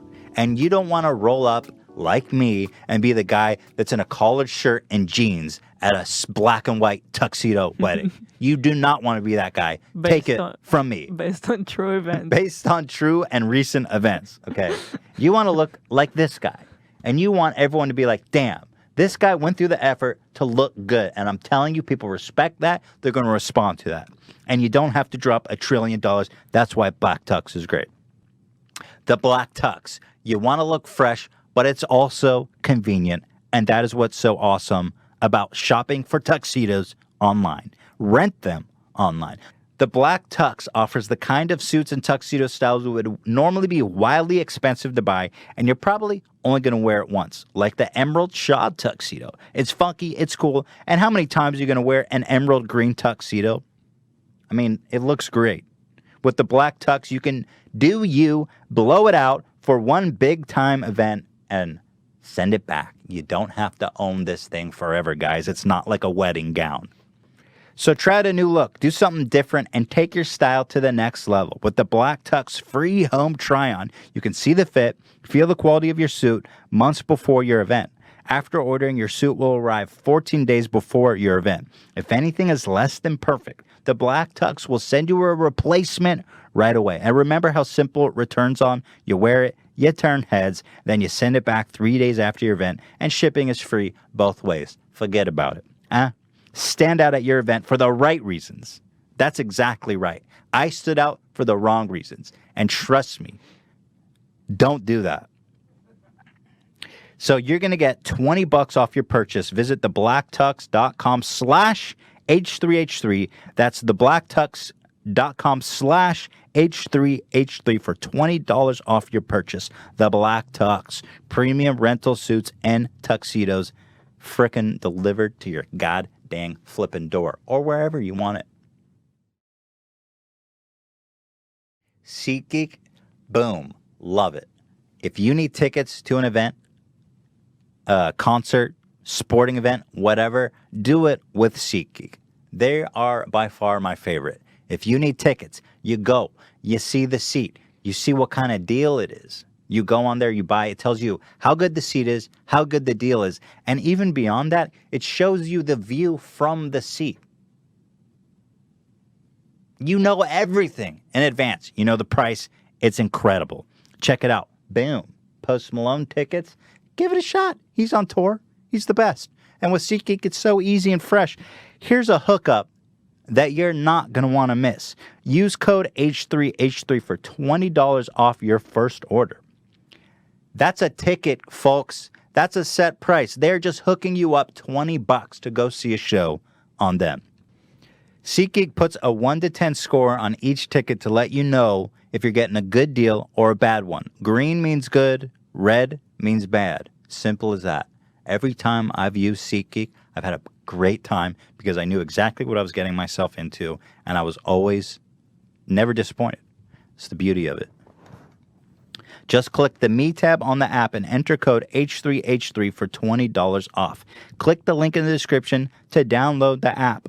Use code H3H3 for $20 off your first SeatGeek order. I got to tell you guys, you are not going to regret it. Give them a shot. You're going to have a great time, and you are going to be using this app forever when you go see shows, concerts, sporting events, anything. $20 off. Thank you so much. Appreciate you guys. Let's get back into it. Welcome back to the experience. I'm doing Now it's just the experience. Yeah, this is the experience. The one There's and no other only deal. experience. Here with Boogie. Let's take some calls. awesome. Yeah. I just, for the people worried at home, I want you to know I have checked my phone and I have no angry texts from any exes. So either they're not listening and By the the way, lawyers will call me later. You have some great stories. I don't Yeah. think you should feel bad for. That was this is the real shit. This was Yeah. And this was is great. what you're going through. It's interesting to. It's interesting. I like normally have not shared it on my own space because I wanted to be very kind to the people who have shared their time with me, and you want to be. Yeah. But I feel like most of these stories, I think they're okay. They're generic, I don't think. Yeah, they're going to be fine. Nobody's gonna know. You never figure out who these people are, right? So no, we're okay. no. Oh, I have no clue. How many 20-year-old cam girls are there in Right. the world? 3 in the whole world. Yeah, only 3 of them. One follows me every day. Do you get that when they like? Oh, follow there's fake you? ones that like spam you. I don't know. Yeah, maybe they're verified or something, and then I'll get a follow, You know and what I then think I'll it check is? who is it, and it's a cam girl. Happens a lot. Oh, right. I think what happens is hackers get a hold of verified accounts, Oh, wipe it really? all, put on a cam girl link and then be like, "Hey, sweetheart, come watch me live." That's gotta be one. Do you know one of the most controversial things that have happened since the divorce? God, About a month after the divorce, I followed a girl on Twitter and liked one of her photos. And it turns out that she was like a cam girl. I didn't really fully realize. She just messaged me. I followed her, liked her photo, and then that got shared in the feed because that's right when they introduced where someone you follow likes a thing, it'll get shared in the feed. But the photo wasn't like nude or anything. She was just wearing like a hoodie. This was on Regular photo. Instagram. Right. No, this is on Twitter. Okay. But then people would like click that link and then go to her profile and it's all her like having sex and stuff. Oh, so you Right. And so I accidentally like shared something and they're like, "Oh my God, is that the person you are no. now that you're divorced?" I'm like, "Not really. I just like Who cares? You watch I just- porn, get I fucked. thought- Who cares? I Fuck thought the off. hoodie was kind of cute. But here's the thing. But the other hand, these people though always bitch. Yeah. And it doesn't mean anything. It's like, yeah, you're allowed to watch porn. A lot of people don't You're know. not, but A lot of people don't know that I did web design in the late 90s. And when you did web design in the late 90s, who are you designing websites for? You're designing websites for girls who do porn. You're doing it for like guys who do really? like run industry, Really? run like a what's the weirdest one you ever designed? nothing that weird, right? about. Like I did one of the guys I worked with, I built a couple front ends for him. Donnie's Girls, I think, was his website. And then he ended up like deleting it all and became a like very devout Christian preacher. So that's probably the most interesting story, Always. right? Yeah, it's but it's not like, but I mean, you would talk to the girls who do sex work and who cares? Like you do sex work for a living? Awesome. That's great. And I don't know, like some Christians like get upset about it, and that's fine because they're sinners. You don't like that. That makes sense. But like some incels, and I don't like using that word, but like some people who are not able to like get what they want with women, they get like super mad about sex workers and like slut shaming and stuff. Why? Those are the girls who might fuck you one day. Most of them still may not. That's true, right? But the girls who are willing to do sex work, if you've got money, who knows? You never know. That doesn't represent 98% of them, but there are hookers out there. Why are you mad at the girl who shows their body? Because at least you're getting to see their body. Why are you mad at the girl who has sex on camera? Because at least they're having sex and you get to see it. You're participating in some way. Like what makes you angry about that? I don't know. I think it's that if they called that girl's going to say no, but that's true of 99% of girls, right? Well, I mean, most girls aren't having sex with you. Just calm down, right? The incel phenomenon is one that perplexes me. I only heard that term recently. Was Right. it And always that term? It originally meant It's somebody. kind of a new Is it new new? meme. It originally meant like somebody who was physically or mentally unable to create a relationship, specifically a physical one. So it might be somebody with Well, it CP, stands it might be somebody in a for, wheelchair, somebody paralyzed. What does it stand for? Involuntary celibate. Yeah. Right. And now like they're just applying it to all the nerds for No, some there was like I an see. incel subreddit that was like real nasty. Right. That they made. And then there's like the Waffle House shooter was like part of that community. He was like part of the Really? incel community, right? Yeah, I like think that's when- self-proclaimed, when it and kinda that's when it became- really viraled out. Yeah, And so like a lot of people are adopting that moniker, which originally meant just people who are physically, unable to, Unable. right? And Oh, or really? right, or like mentally unable to, or just and now it's just like people who like don't want to put in the work to take a nice shower and put on some deodorant and like get a job. Here, we got a call from Nathan. He has a friend who is embarrassed to go to the gym, I guess, because they're overweight, and he wants some advice. Oh, that's so tough. let's check in with Nathan. Hello, how are you? God bless. Oh, hey guys, how's it going? Hey, man. Hey. So what's the situation? First of all, thanks for having me on. Hi. Yeah, of course. And so basically, XXX Tentacion died, man, and I'm just really upset about that. That's all I wanted to say. Okay, that is not related at all to the conversation, but rest in peace to XXX. Yeah. Yep. I'd never heard of him That- until he died. Yeah, And he got killed in like a gang-related shooting or something? Or is I guess it was gang-related? gang related. I don't know. I personally, sometimes people die, and everybody's talking about it, and sometimes I don't even know anything about them. And this is one of those cases. But I went and listened to one of his songs last night, Sad. And I'm like, oh man, that guy was kinda good? deep. Like I don't really like the style, but it was Yeah. like deep. It was good lyrics. I was like, shit, that's sad. I really don't know what happened with that one, but I will say that Ian the intern, Probably knows. his first ever, we knew it was going to happen. I was It about to wasn't- say this is kind of an the occasion in a first way. That troll. was our first troll Yeah. call. That First actually. troll. So Yay! I knew it would be me too. And we're taking calls It from, wasn't like, that bad, There's by like the way. some guy who's gonna like champion it on a subreddit. That was so pretty excited. tame that was a tame was troll. pretty for a tame. troll. Yeah. This We was should the have- guy- We should be appreciative. Yeah. Thanks for trolling us lightly, buddy. That was very nice. Thank A you very lightly much. troll. Okay, I gotta pick wisely now. We got Eric here. Eric's like, this is real, but now I choose to troll. Eric lost 250 pounds on a vegan diet. Hell yeah. That's amazing. Eric, God bless. Hello? No, I didn't lose 250 pounds. I was at 250 pounds, and I dropped to 210. Okay, you lost 40 large. Over what period of time? Yeah. Since February. Since February. Hell yeah, that's great. So what's the deal? Are you here to sell us on veganism? Pretty much. But Sweet. What was I'm that? sold. I'm sold on the veganism. All right, I'm a vegan now. I'm He done. did it. Done deal. Well, that was great, I will Ian. not- You're crushing it back there. I will tell you, honestly, though, there's people in my group who are doing like the gastric bypass surgery recovery via vegan. And it's all about the beans. It's all about the protein. And you like working for them? Yeah, it works for them. I'm curious. What do you eat mostly? Yeah, Like, I was gonna Chicken, ask. all the chicken in the world. really? Give What me kind that of chicken? What kind of cut? How do you cook it? Tend to grill at home. I'm eating a lot of chicken, a lot of salmon, and so I tend to grill it at home, or we grill some salmon at home, do some asparagus on the side, do some Dude, Brussels sprouts on the that's great. side, and that's like 80% what I eat. And then when I go to these parties, and YouTube's like, would you like a lobster roll wrapped in caviar? Yeah. I'm like, well, shit, okay, You can't yeah, do all right, that. that's fine. But otherwise, it's just like, you know, What are you weak to?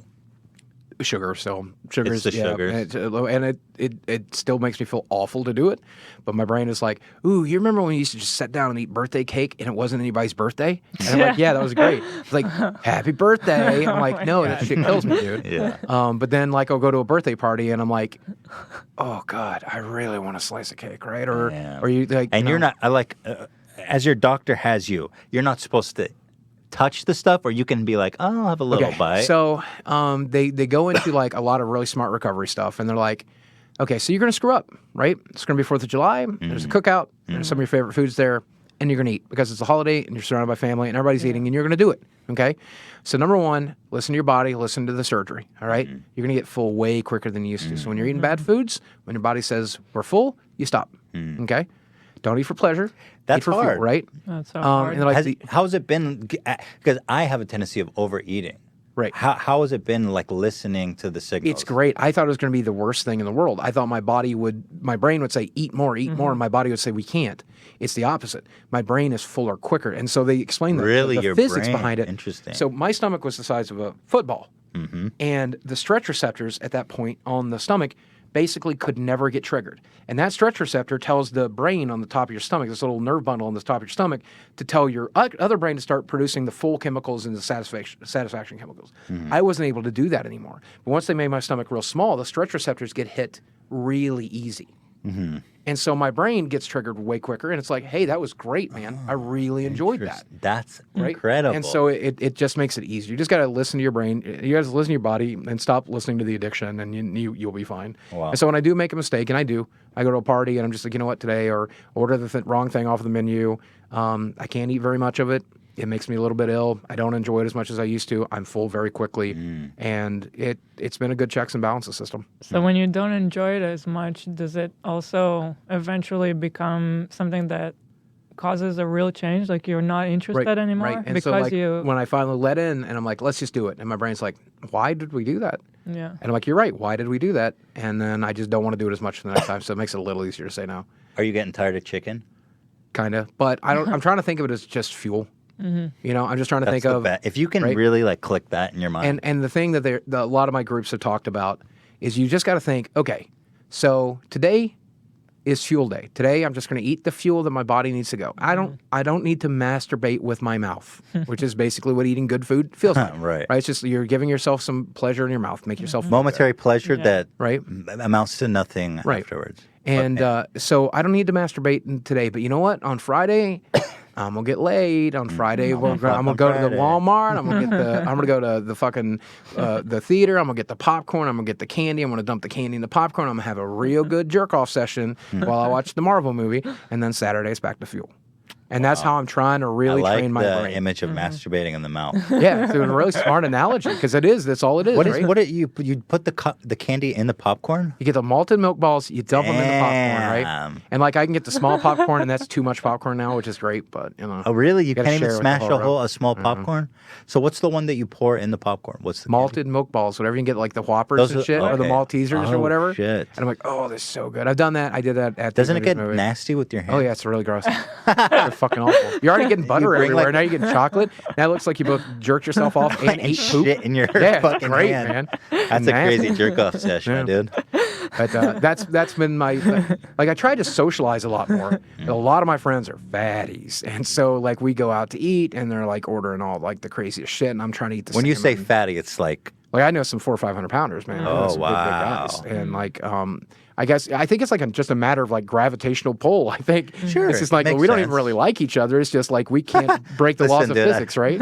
oh my god. But no, like we're close friends, and like I have my biggest friend, I think is 550. I think he said, and so he's Wow. where I was, and like he's working on the process now, Yeah. and got a couple of friends who are about my size now. I got a couple of friends who are smaller, and then I got a few skinny friends too. But like everybody likes to eat, so and I reconnected with one of my friends who I hadn't seen since I got married. My ex-wife didn't like them, so they just never got along, so we never saw each other.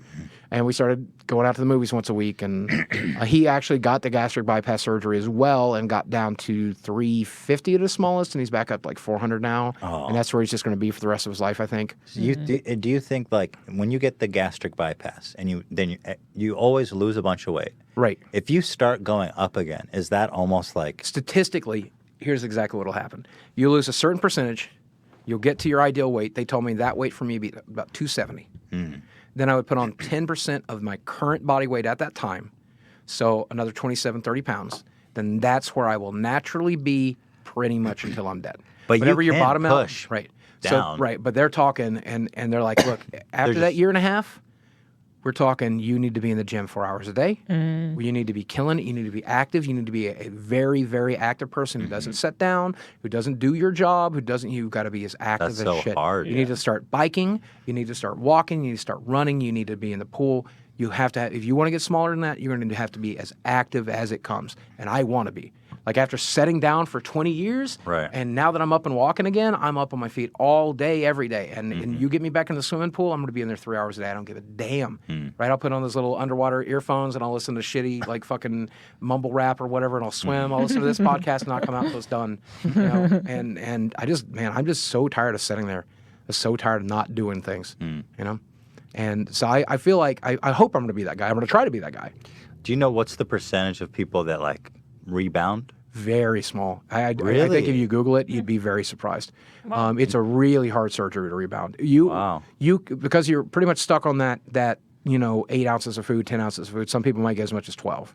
Once you get to like almost a full plate of food, if you're eating the wrong plate of food every day, you will regain the weight. You have to, like I heard of somebody I know who knows somebody that said that they had a gastric bypass. Yeah. And they were at a point where they were just like chugging milkshakes because they couldn't eat a lot. I actually know somebody who. But I don't know did what exactly it that. was that they just craved. Yeah, I know somebody who literally 8 weeks after the surgery was eating ice cream for every meal. Wow. Because that was his favorite food, and he did not do the mental prep work first. And if you don't do the mental prep work, you're going to fail.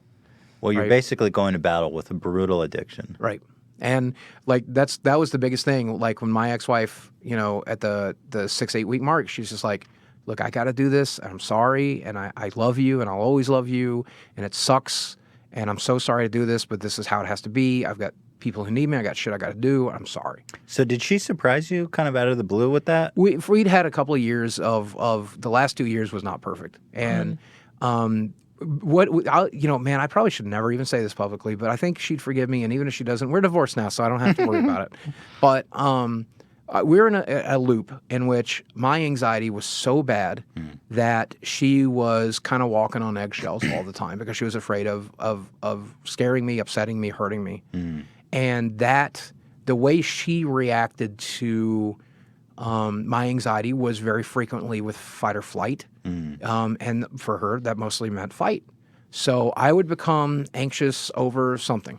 And when I become anxious, I'd become a little angry. I'd become a little edgy. Not abusive or any stretch of the imagination, you but just become- it's like I need to focus on this right now. I need to be left alone. Let me focus on this. Yeah. Right? And that would be enough to make her feel bad. And then when she would feel bad, she would become angry or upset or anxious or sad or whatever. And so then that would make me feel more anxious. And that would just make her feel triggers more each anxious. other. And I so know, I mean, we ended up like this, I know exactly domino what you effect, mean. Yeah. right?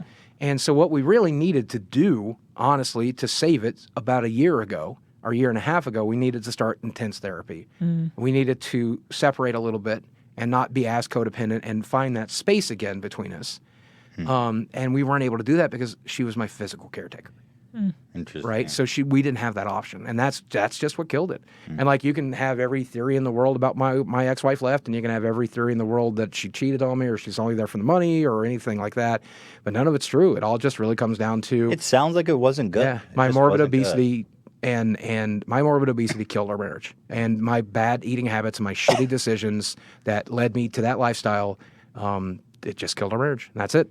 And, I could be as mad at her as I wanted to be, but, she could easily left in July when we first started talking about it before I got the surgery, leaving me to a point where I could have never got it. Yeah. But instead, she buckled down and she did her wifely duty and carried me through That's it. nice. You know? That's that's nice. nice. You're giving And yeah, her a lot of credit. And I Right, think and it's like, nice. and I'll be honest, when she finally had to leave, I was still recovering from surgery. That's true. And if she could have made another 3 to 6 months, that would have been great.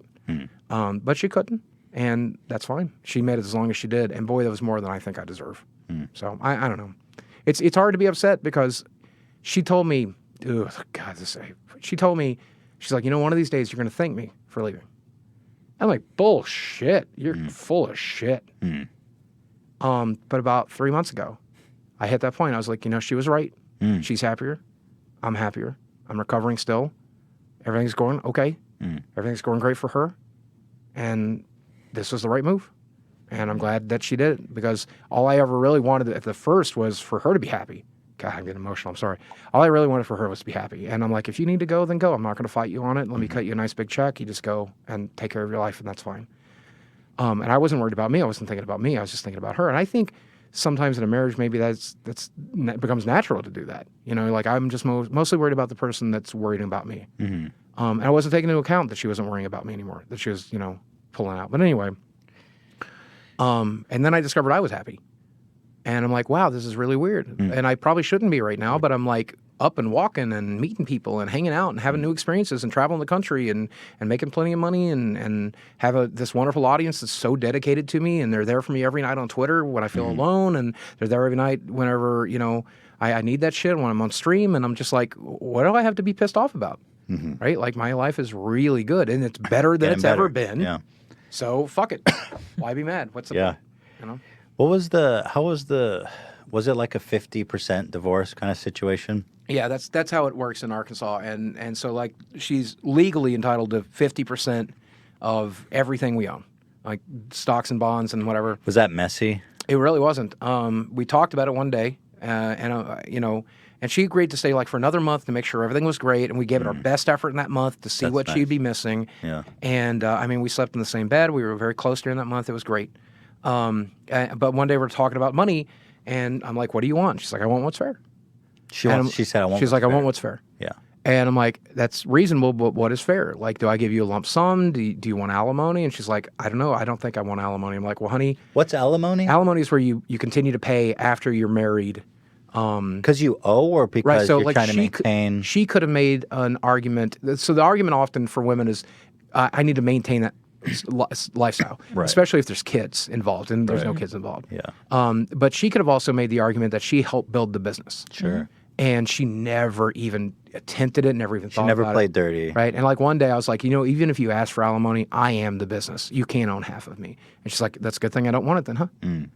And she's like, I want enough to where I know I'm going to be taken care of for a good while. That's all I worry about. And I'm like, okay. So she gave me a number, and I'm like, but that's not half. And she's like, What do you mean it's not half? It's more? It or wasn't less? half of what we were worth. It was less. It was less. And so I talked to my lawyer, and I'm like, what do? Do I just give her that amount? He goes, you should round it up. You should make sure it's half, so she has no recourse moving forward. Just to be clear. Right? And I'm like, all right, so that's what you asked for. Here's what you're actually getting. And she's like, well, okay, thank you. And she never questioned it. I'm like, that's not what we're worth. We're worth more. Let me show you the numbers. Let's sit down. Let me show you everything. And then this is what you're going to get. Are you happy with that? Do you own your house? Yeah. So you're factoring in like the value of your home. Right. So like and I all had to your buy her out of assets. the equity of Damn. that we put into the house, right? And had to like then there was all the liquid cash and stuff. Right. And then like when it came to like I have some money in crypto, not a lot. You know, I'm not one of these crypto millionaires. But I was like when we were doing mediation, I'm like, so what about the crypto? And she's like, it's so volatile. Don't worry about it. That's kind of true. And I'm like, okay. You give her half a crypto and you're going to be broke. Right, yeah. And she's like, it's so volatile. Don't worry about it. You can keep that. And I'll let that be your nest egg. If it works out, great. If it doesn't, that's okay too. Sounds like she was a real. She really was, man. Like real sport about it. And that's the worst part about it. She said something once. She's like, the key to doing this is to leave when I still love you. Damn. And I'm like, but honey, that's why you stay. Like that's what you fight for because we do love each other. And it's just like, I know that. But here's the thing, it's not working. Right? And love is not going to fix that, right? Each other. It's just not going to work. And eventually we're going to be better. Eventually we're going to be angry at each other. Eventually we're going to be at each other's throats. And I don't want to do that. And you don't want to do that. You can't survive that, Steve, as fragile as you are. So let's not do that, okay? I'm going to leave while I still love you.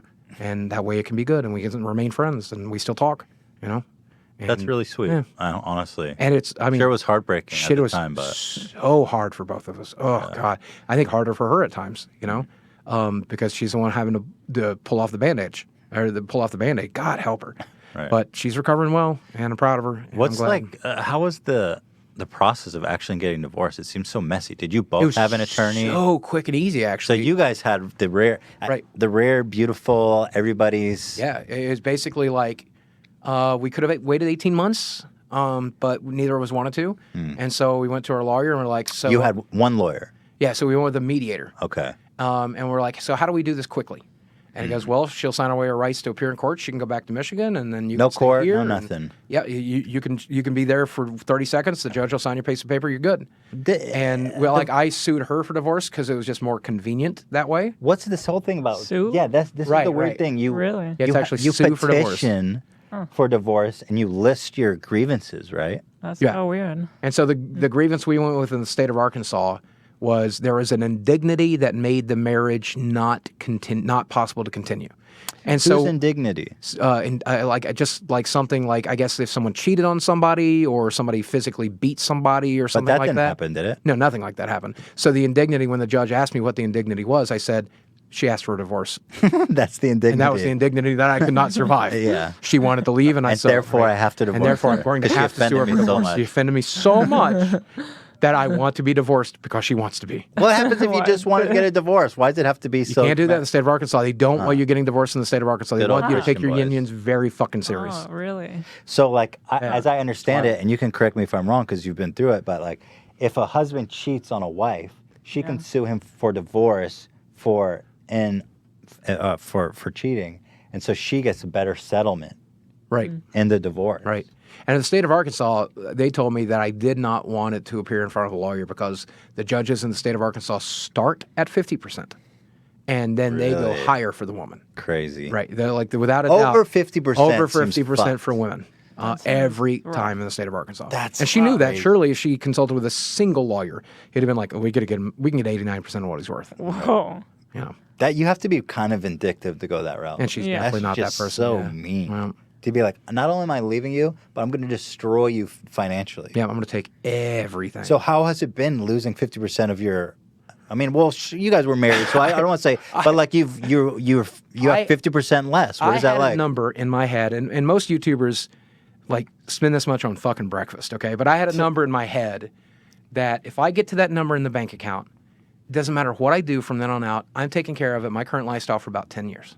Okay. And I won't live that much longer, so I'll be fine. If I can get that number in the bank, I will be fine. And I got that number in the bank about 2.5 months before the surgery. And I'm like, so now I'm ready for the surgery because even if I can't work, if I have a stroke during that surgery, if I have a heart attack and the You're whole okay. business falls apart, I'm okay for the next decade. She's taken care of, I'm taken care of, the dog's taken care of, and that's all I have to take care of in the world for 10 years. And then I get through the surgery, and then she's like, so look, I need to start a new life, and I'm going to need help doing it.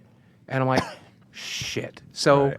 the good news is I'm killing it with my brand manager. I'm killing it with Twitch. That's I'm awesome. killing it with YouTube. Numbers are down. Money is Are you making more right now than you have ever previously? Yeah, I'm making about 50% more than I made last year. I'm just like That's interesting. Is it murdering. just because before you weren't And a doing lot of the it was, right thing? I wasn't physically able to do the job. I wasn't able to physically stream as often. I wasn't able to physically travel. I wasn't able to do the That's gotta podcast, to feel do the good knowing collaborations, right? That your business is doing well. And so it's like, it's weird because I look at the numbers on YouTube and everybody stresses over it, right? And I'm used to X number of views and now I'm down about 20% in views, but it doesn't matter because even the AdSense is up for me a lot. Really? And the YouTube Red is up for me a lot. And then the brand manager, my brand manager, he's How many brand deals do you do a month? about 4. I'm doing about 4. So shit. you do about as many in a podcast as I do in a month, but Yes, but Right.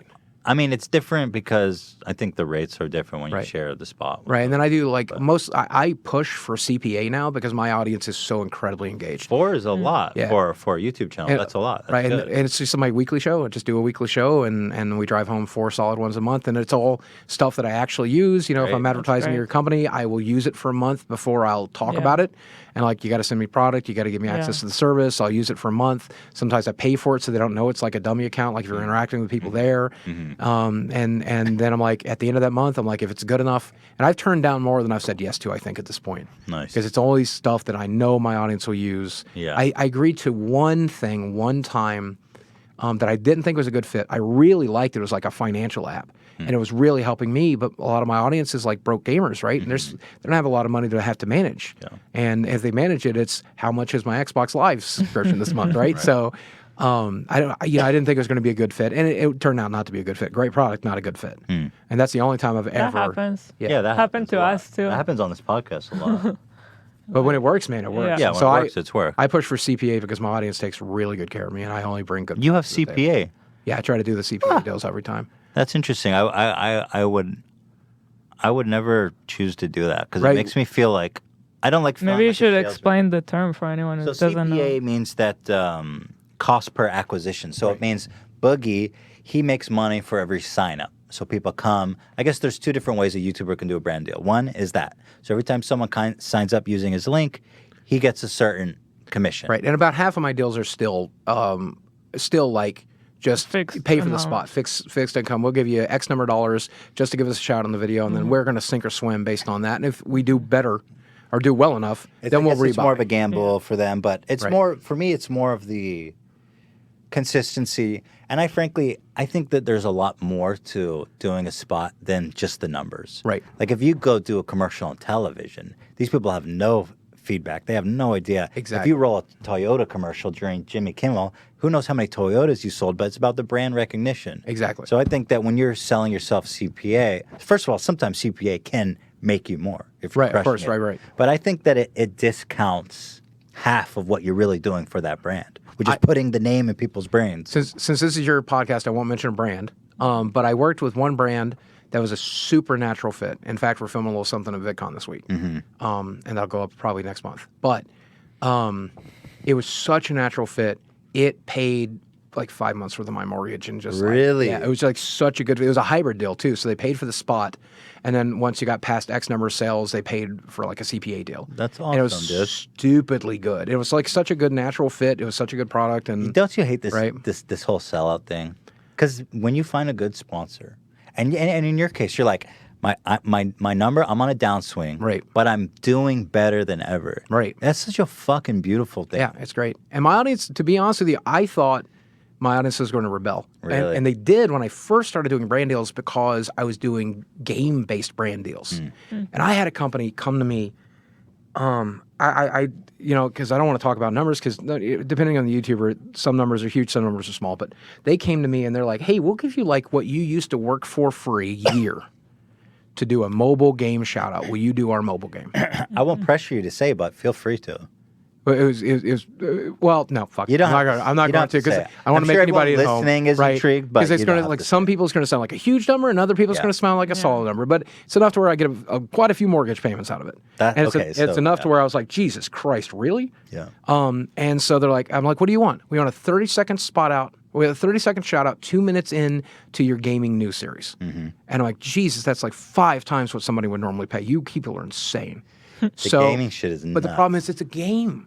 and I'm a game critic, and it's a gaming news show, right? In conflict with what you're doing. So I used to get flown out by Ubisoft all the time. I used to get flown out by EA wanted to work with me at some point. I used to get flown out by Sony, and we were doing all these great deals, and they put you up in a nice hotel, and they fly you to the parties, and you get to meet the game developers, and you're having the best time in your fucking life, and they're like, and also here's a big fat check. Thank you very much for just talking about our game. Right. But then when I talk about PlayStation next week, they're like, is he being honest though? Because obviously he doesn't want to burn that bridge. Yeah. And so they were like that. I basically had to abandon it. And I thought I would never have another brand deal again. But then I talked to somebody who worked with another YouTuber I trusted. That YouTuber put in a referral, and then it's just been off to the races. And that's awesome. And the numbers just keep going higher and higher. And I think a lot of it's because I don't know. My audience is very engaged. I have such an incredible, loving, supportive audience. I'm just shocked by it every day. And then I get to meet them at like next week at VidCon, even though last year's VidCon was a living hell for me. We'll talk about that if you want. Yeah. But with I got to right, the Anita Sarkeesian. Yeah, we should talk about that. Ooh, but like getting to meet the fans, man, at E3. I thought I was going to be able to do a lot more at E3 than I was going to be able to, but it turns out I just sat and shook hands for 45 minutes to an hour at a time, and it's the best feeling in the world because my fans are so engaged. I also met a lot of people. I feel like you get down on yourself a lot, but like your fan. I agree. Your fans are super engaged. Yeah. The last episode we did together is one of our most popular. There's like 2.5 million views, which is insane for a podcast. Yeah. Right. And this episode. Just right now, the live views are 40,000, dude. That's one of probably a top 5. I can't believe maybe that. even top 3. Well, that's because I think there's a lot of people out there. Somebody said to me, my channel in the last year was like a fucking slow motion car wreck. They're like, I couldn't look away. And I didn't know if you were going to die in the car accident or if your life was going to get spared. Right. I wanted to see how it happened, man. Right. And that's all up on the channel. If somebody wants to go watch me talk about my divorce in slow motion or talk about the weight loss or see me at my fattest. It's a reality show. And that's it. And I'm like, yeah, I get that. But I didn't really want to be a spectacle. But here's the thing. If people can learn from my mistakes, if they can learn from my divorce, if they can learn from my surgery, if they can fix their shit and at least not make the same stupid mistakes I made, then it's a life well lived, right? Absolutely. Yeah. So I have no problems opening up as wide as I can and showing everything that I can. And if I'm just some like weird looking freak show to you, that's okay, because at least you got a laugh out of it. But if we find something here that's useful in your life, that's the best feeling in the world, right? And that's what my fans were saying. So I was laying in bed when I brought a friend with me to E3, and he says to me, he goes, 2,000. And I said, what? He goes, that's the number of pounds just today people have told you that they've lost. Really? wow. And he goes, and that's just the people who said it. And I'm like, what have you been keeping track? He goes, no, I was just trying to add it up. And I think it's right about 2,000 pounds, maybe 2,800. That's pretty crazy. You know that like what you're going through. Yeah. And your whole journey is something that so many people are looking and you get people who criticize me, like, he shows that it's okay to be fat. And I'm like, that's the opposite of my message. My message is, it's so not okay. Look at this life that I'm leading, and I can't enjoy it because of my fat. Right? Like, I'm not a body positivity person, in that you should love your body, but you should also try to change it for the better. What is it that people misunderstand about being like morbidly obese, right? Like, you've been on that side, you've seen how people react. You're a reasonable, sane guy, so like, well, I mean, no, but like you're grounded enough to comment on it. Well, I don't know what I mean by that. I think a lot of people. I think a lot of people don't really understand that someone who eats themselves, if somebody eats like a 50 pounds overweight, they're lazy and they like food. You get to 100 pounds overweight, you're really lazy and you really like food. Right. You get to 200-300 pounds overweight, something's fucking wrong. You might have an injury, maybe, or maybe you're eating to die. Yeah. And you get to 300, 400, 500 pounds overweight. That's somebody who's been molested. That's straight up. I can tell you that after setting something that damaging, or are you just saying like it's almost exclusively molesting? Molesting? It's almost exclusively molestation. Wow. I'm so surprised by that. It's like 90%. I wonder if there's any like studies about that. I'm sure they're done. I'm sure they are. But like that's somebody who's like carrying some real fucking damage. Yeah. Nobody does that, right? Nobody drinks themselves to a gutter. Why do you think what is it about,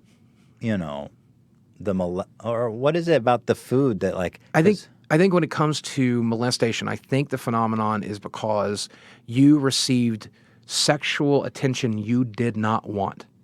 And so since we desexualize morbid obesity, because someone who's fat is unattractive, they make a either subconscious or even conscious choice to make themselves unattractive to protect themselves. That makes so much sense. And I've seen studies like that. I've seen books write about that. And I think that's a very real possibility. I don't think that's what I was doing.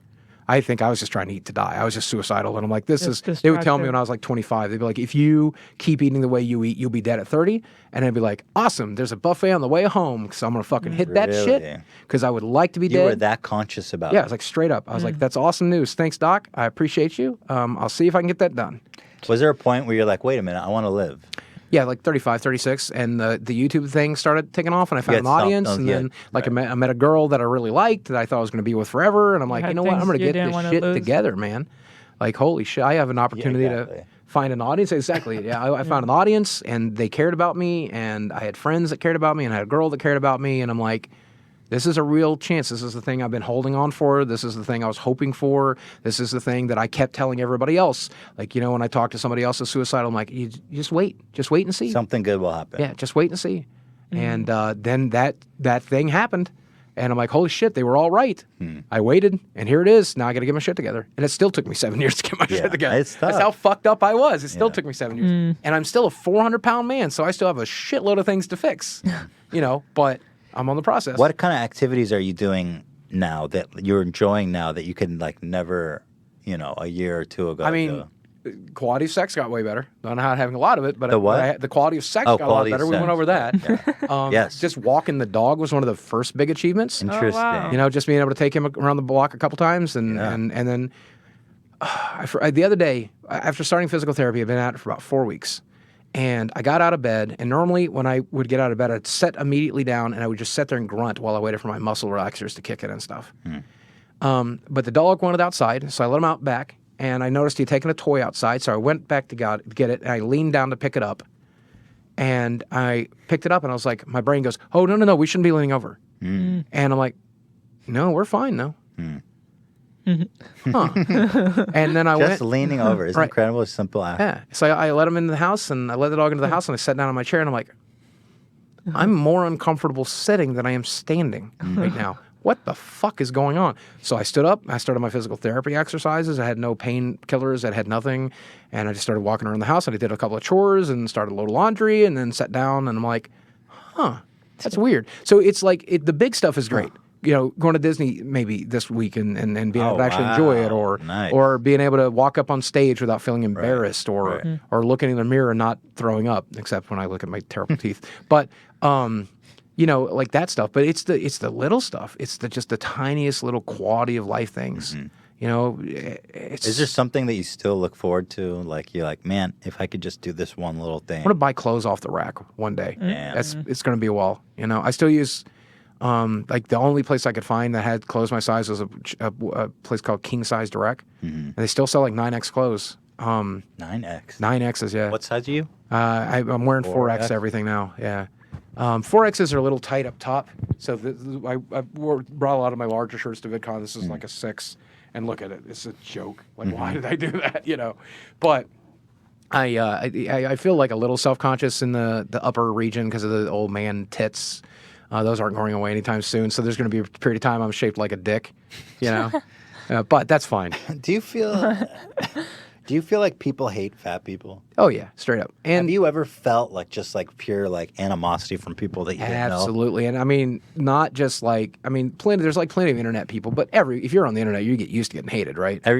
But there are people in real life. I went to a Walgreens in the middle of the night one night, and I was like fighting off a cold. So I got like some orange juice, and I got some cold medicine, and I got a chocolate bar.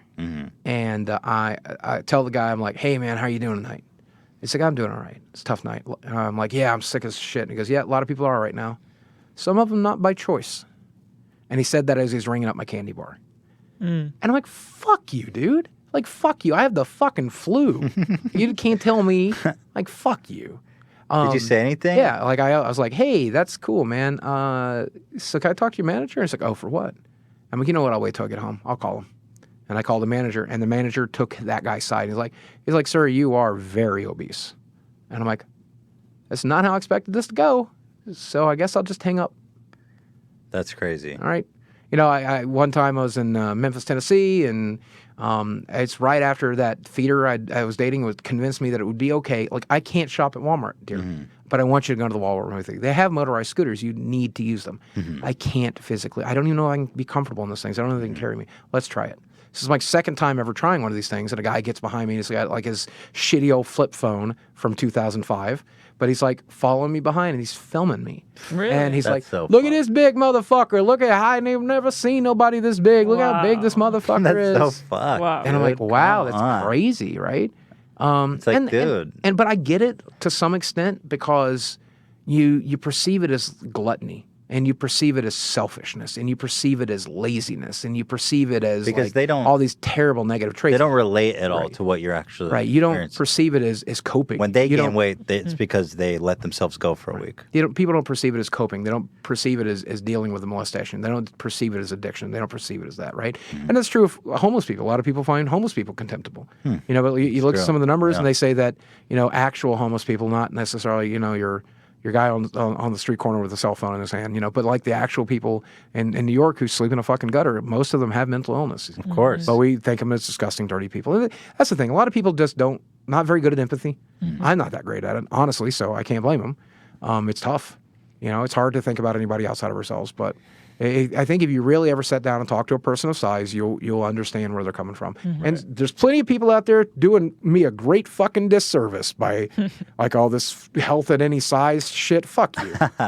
Like seriously, fuck you. Well, these are like predominantly like plus size models who are like, don't tell me like that being fat is unhealthy, or they'll say stuff like that, or that being fat is beautiful or whatever, or overweight. And there are people out there who find fat very beautiful, and that's great. And you're right, you are beautiful to some extent, and you're still another person, and that is beautiful, and that's all great. But understand that what you're doing is absurdly unhealthy. I find- yeah. And that you're damaging your organs, you're damaging your bones, you're going to suffer tremendously in your late 30s Yeah. and early 40s, and you'll be dead by 50. So The fuck whole off. healthy at every size. Well, it's like almost oxymoronic, like healthy at every size. Yeah. It's like It's just not a thing. It's just not a thing. And I'm sorry. Do they really believe that? I don't know. I honestly don't know. I think there's a certain amount of self-delusion you have to go through to be a certain size and to do that stuff, and maybe there is some level of that. I'm all for body positivity to some extent. I'm all for it. Well, there's a difference between being like, I'm healthy at 400 pounds and like, please don't film me. Right. And like, if you're 500 pounds and you're like, you know what, I want to change, but I don't hate myself. I think that's very positive, right? Yeah. But if you're 500 pounds, you're like, I love being 500 pounds. And 500 pounds is who and what I want to be, and I don't give a shit about the health ramifications. I don't give a shit about the fact that I'm dying. I don't give a shit about it. That's not healthy. Yeah. That's crazy. You're being crazy. Stop.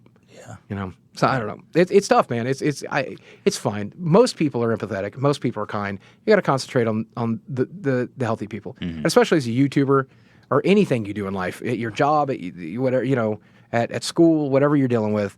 There's gonna be plenty of people in this world who don't like you, Oh, yeah. and the mass majority of people will never know who the fuck you are or give a shit. Yeah. There's going to be a small number of people in this world that give a shit about you. You got to concentrate on the people who give a shit about you. That's the only people that matter, right? If somebody fucking despises you or hates you or fucking whatever, they don't like the way you do your job, they don't like the way you create content, they don't like you as a person, there's a family member that doesn't like them, fuck them. It's their problem. Deal with it. Deal with your fucking problem. It's not mine. I'm going to be me, Yeah. and I'm going to love the people who love me That's great. and eat shit. And eat shit. Eat shit if you don't like it. So let's talk about VidCon last year. Ooh. The great, notorious Anita Sarkeesian. And I got shit from both sides. I got shit from Anita's fans. Let's set the let's place the setting. So what happened last year? I get invited to be on a panel for cyberbullying, which is a topic I talk about quite a bit. Right. And my premise for cyberbullying has always been very simple. Doesn't matter who you are, you put yourself out there, you're going to catch shit. When a woman says, I catch it worse than you, I say, probably, but you know what? We're both getting it, so we should both work on it. When a person of color says, I get it worse, I say, you're probably right, but we're both getting it. Yeah. And we should both work on it. So you know? your point going into that panel, I mean, people knew that was your position. 'Cause Right. You had spoken about Right, it. and I think VidCon knew when they asked me to be on it. Right. Is that I am here as a person. I'm going to repeat the thing that got me in so much trouble. But here I am sitting in a place of perceived privilege. I am straight. I am white. I am male. And you guys think that makes me bulletproof. Right. But it doesn't. Yeah. Because I've had people show up at my front door to say nasty shit to my face. And I've had them send boxes of shit to my front door. I've had them send black dildos to my Boxes P.O. of box. shit? Boxes of shit. That's bio. Really? Actual boxes of shit. Did you when open did it? that Like, happen? tell me about They it. sent it to the wrong address. The wrong address got leaked, so it was my friend's house. Oh, And he's like, "Hey, you got this in the mail?" Brought it to me, handed it to me, opened it up, and it was a box of horse shit. And they're like, "Fuck you" for Xbox or something like that. I think it was Xbox related.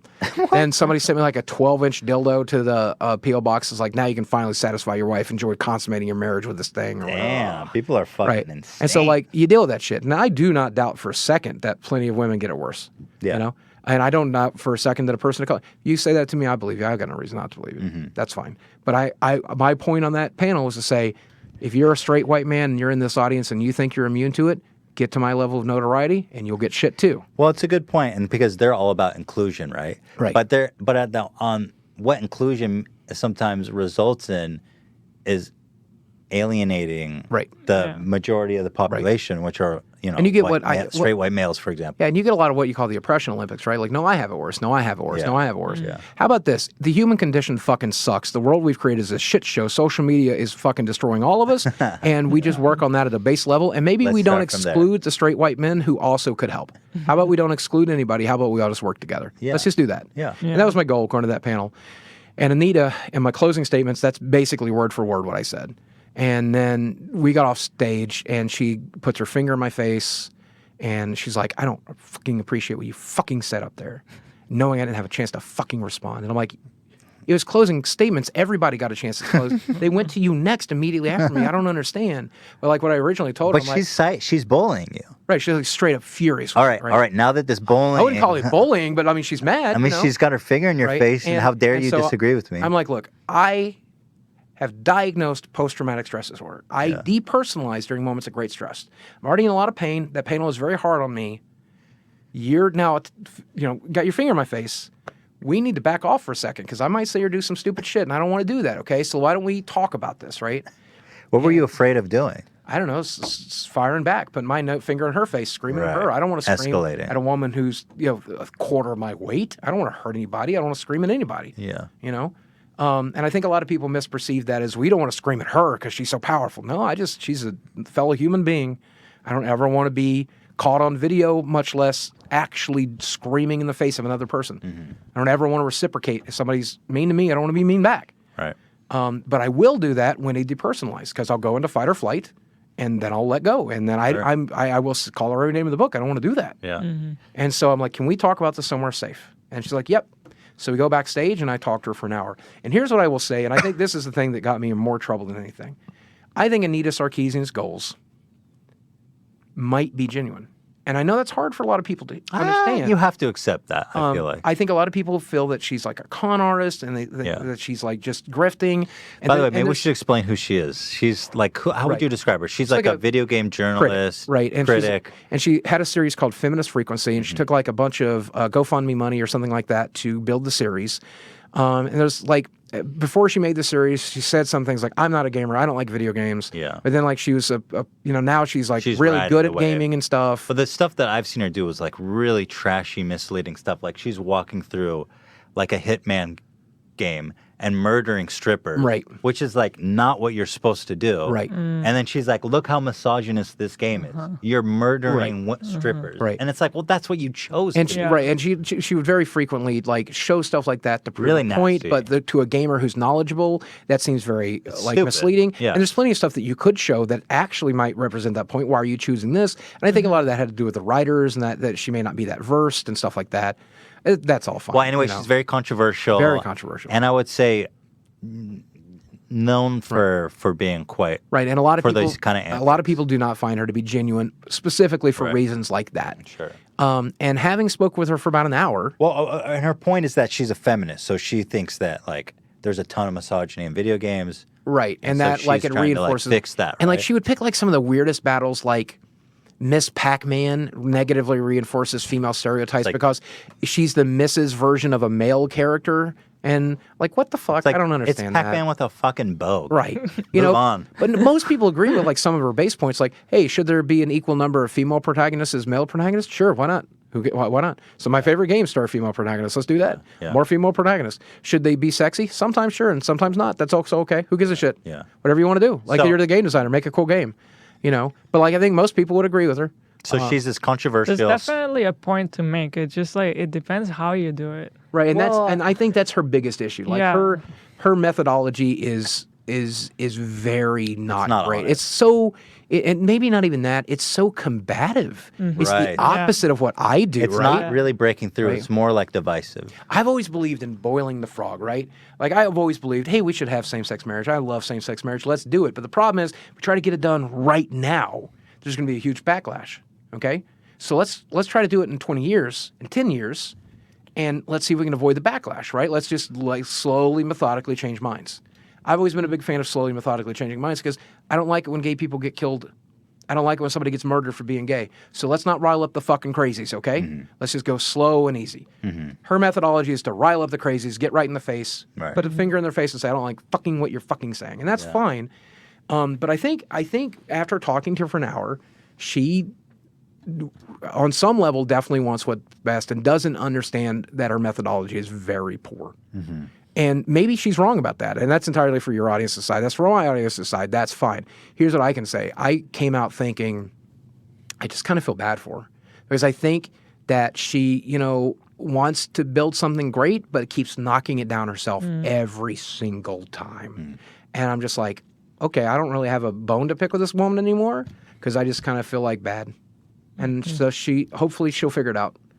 Hopefully she'll figure out how to get an audience. Hopefully she'll figure out how to keep an audience. And hopefully she'll figure out something that's very difficult to do, which is change people's minds. Right. And so I told her in this conversation, this is my favorite conversation I had with her. You said something in there that got you in trouble. Which part? Oh, maybe I missed it. I said that just even recognizing that I was a straight white male and that not that I personally perceive that gives me privilege, but that I was trying to say you guys perceive that it gives me privilege. Right. That's the label you put on me. Right. I don't know that it really provides that much privilege for me. Where was it when I was homeless? Where was it when I was growing up in poverty?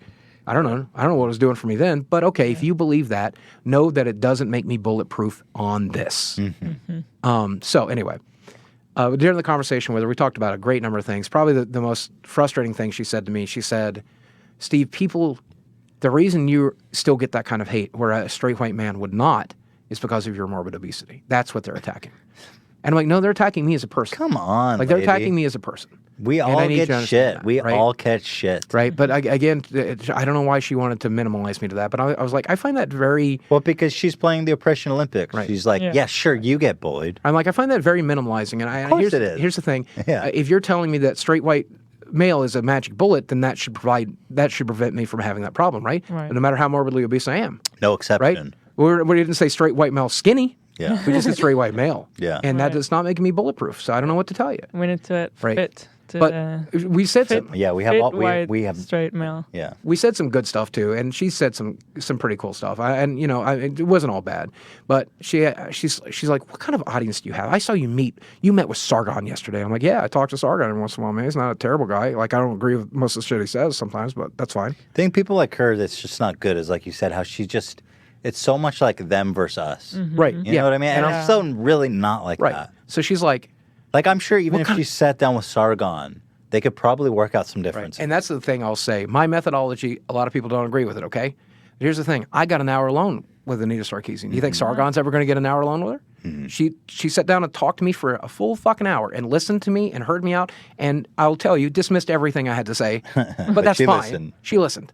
Sargon's never going to get that. Sounds like it caused you so much stress, though. Oh, so bad. At I the thought time. It was ruined very my career. dramatic. like, It was very Even right dramatic. now, it was like I thought it ruined everything. It sounds like all you gave is just another perspective to look at a topic. But like that's- you're like, here's my perspective. Just Right. And, like, I don't put any of it on VidCon, and I don't put any on Hank, and I don't put it on any of those guys. There was a big, They did but like great there job. was some fallout. Like I remember even VidCon tweeting about. There was all kinds of.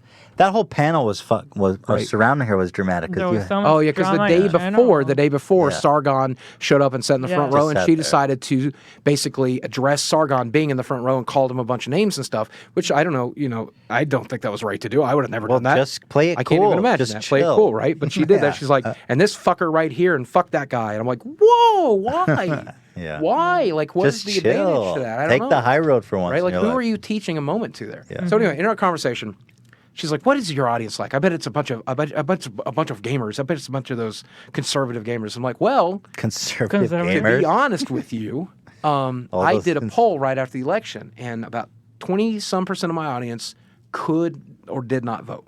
And about 30-some% of my audience voted for Hillary, and about 30% of my audience voted for Trump. And she's like, doesn't that fucking disgust you? And I'm like, no, it's pretty much no. pretty much just a sample of the equal, demographic. yeah. Right. I'm like, it's almost 30. But They said. that's a demographic. That's just a sample of the population. I'm like, that to me is a tremendous triumph. That means my message can be heard by anybody. And I'm like, doesn't it disgust you that everyone that watches you doesn't agree with everything you say? Right. I'm like, Anita, when you talk, who listens? People already agree with you. The choir. Right? Yeah. But when I talk, who listens? People who may not agree with me. Right? And so I lean moderately left, just slightly to the left, right? And so if somebody who's far right hears me say something that's moderate, then they might move closer towards moderate. Yeah.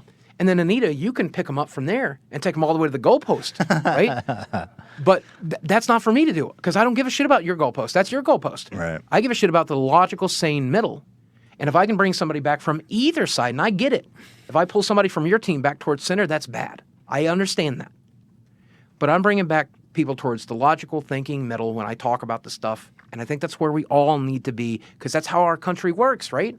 Agreeing to disagree, kindly and sweetly, and then battling into the courts, battling into the polls. That's fine. That's where we're supposed to do it. Not in the fucking streets. The way you are doing it, people are getting fucking killed in Charlottesville. What are you fucking doing? Right. What are you fucking doing? Yeah.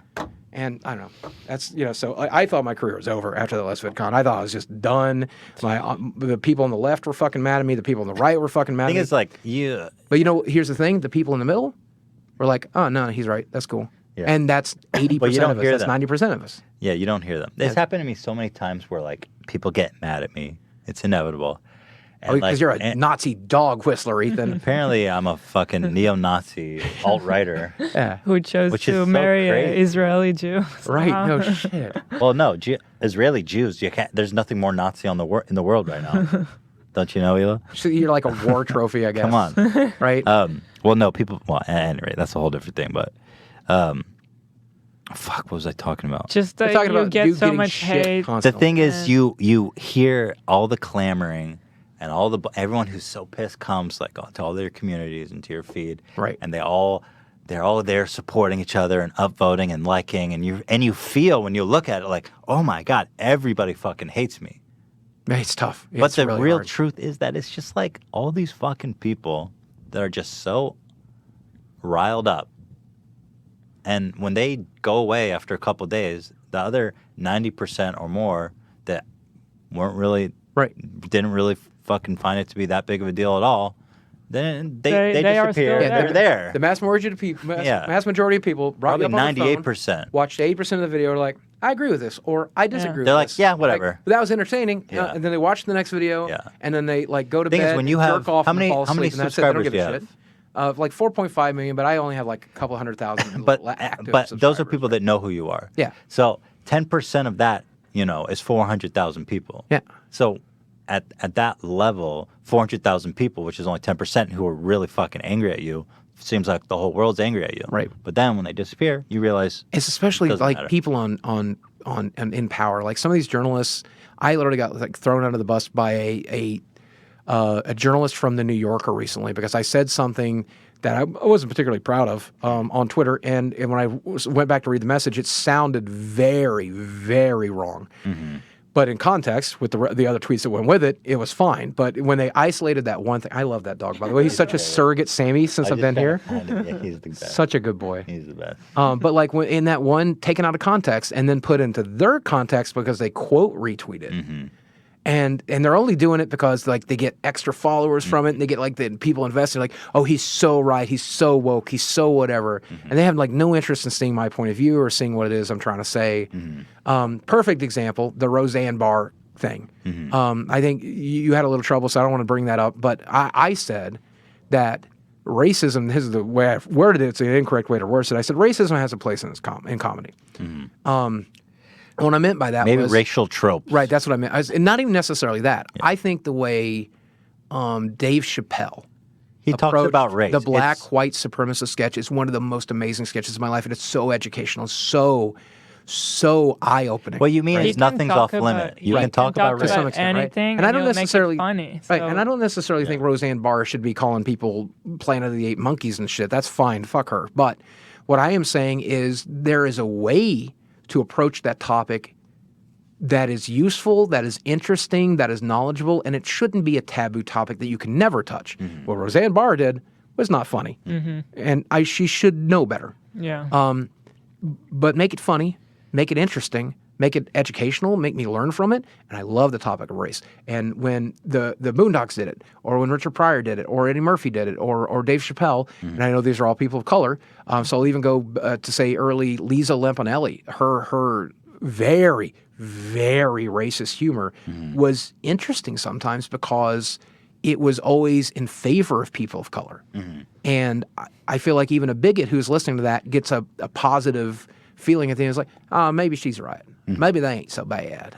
Right? And that has a place. Right. And so, I don't know. But I got in a lot of trouble. I had like a couple sponsors rattling cages, and they're like, oh, that's a bad statement. I don't like what you're saying there. And I'm like, I get that. I'm not defending Roseanne. And they're like, oh, okay. All right, then that's fine. If you're not defending Roseanne. It's just, sometimes I've learned, sometimes you just gotta fuck. I'm talking for myself. Of course. Just, wow, I heard Howard Stern say this. I thought it was great. He's like, just sit down and shut up. Nobody needs your fucking opinion all the time. Right. And that was the problem I made. I saw something and I rattled off a statement that I later disagreed with because whatever. Right. Because you didn't even actually look into the whole. Because I think that I know what I'm talking about. I get the information and I'm like, fuck this. But it's like nobody fucking asks for your opinion, dude. Nope. Just shut up and sit down. And then, but then you know get, what I But mean? then you Then I also get the go back opposite. on your opinion. You can change your opinion, but you already said it. I on know, Twitter. that's the problem. And that's all that matters. Is And that that's one time fine. you weren't Right. educated, but now that you're educated, that still follows you, right? 20 years later, 10 years later? And then people are like, you make an apology and people are like, It's they're even like, worse. it's You let even those- worse. It's you're- even worse You're now. a fucking cuck, you piece of shit. You No, let it was- those SJWs win. No, it wasn't that. It was the people who were mad originally. It was proof that Your apology is not good enough. I was just saying it. Did you know? because- Do you know what my initials are? My initials are. My name is Stephen Jason Williams. I'm the original SJW. I was putting that in the Pac-Man funny. fucking high score screens. That's fucking back before great. that phrase was SJW, ever. that's so great. People noticed that when they saw my E3 badge. But yeah, that's the thing. Like I don't know. We always get judged by like the one stupid thing we've ever done, the one stupid thing we said. And if that's the case, we're all going to be found pretty shitty, right? Yeah. And then people try to overcompensate because we all know we've made a stupid mistake, right? So we try to be super woke. We're extra woke. My name on Twitter is not Boogie2988. It's Boogie Kill the Nazis 2988. Why? I don't understand that shit. It doesn't make any sense to me. What I've learned and what I'm trying to implement is just like to be more thoughtful before I speak. Because I've always had a problem where I just just talk too quickly and I need to fucking just shut up and say something like in a way that I can stand behind it. I don't take Ambien, but Yeah. I do have that, personality. So that post-traumatic stress disorder. And I do depersonalize or disassociate or whatever you call. And I'm not making smart choices most of the time I do that. And so some of the worst things I've ever said on Twitter, some of the things that got me in the most trouble, I own it still. Still mine. Yeah. Still me. Yeah. Even if I was on Ambien, I still did it. And I have to pay the price, right? That said, some of the stupidest shit I've said or misworded it or made it misinterpretable. I said it when I wasn't in the thinking frame of mind. Well, I like in the Sucks. case of what you said there's a place for racism. I know what you meant. Obviously, that is not worded well. No, that's not what I meant at all. It's not. Yeah, I'm not So- saying you should treat black comedians worse than like, white dude, comedians. come That's on. not what I'm fucking saying, people. How are you getting that from it? I'm not saying that a white comedian should make jokes about black people and how disgusting and awful they are. That's not something I'm saying you should ever fucking do. I'm not saying that black people are disgusting or awful. I'm saying that's what that comedian would say. Jesus Christ.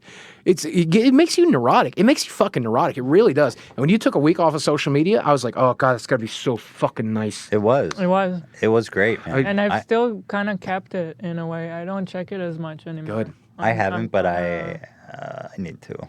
I check.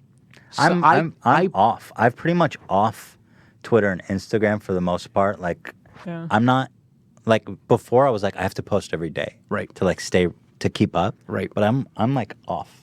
I try to post and not even look at some of the responses. I love my audience's responses, and I try to. But the very first negative one, I'm like, okay, I'm done. That's but enough I don't today. even want That's the enough first toxicity. negative one, All right. Because ignorance is bliss. I do something that the late great John Bain, Total Biscuit, had trouble with his entire life. Is I seek the negative.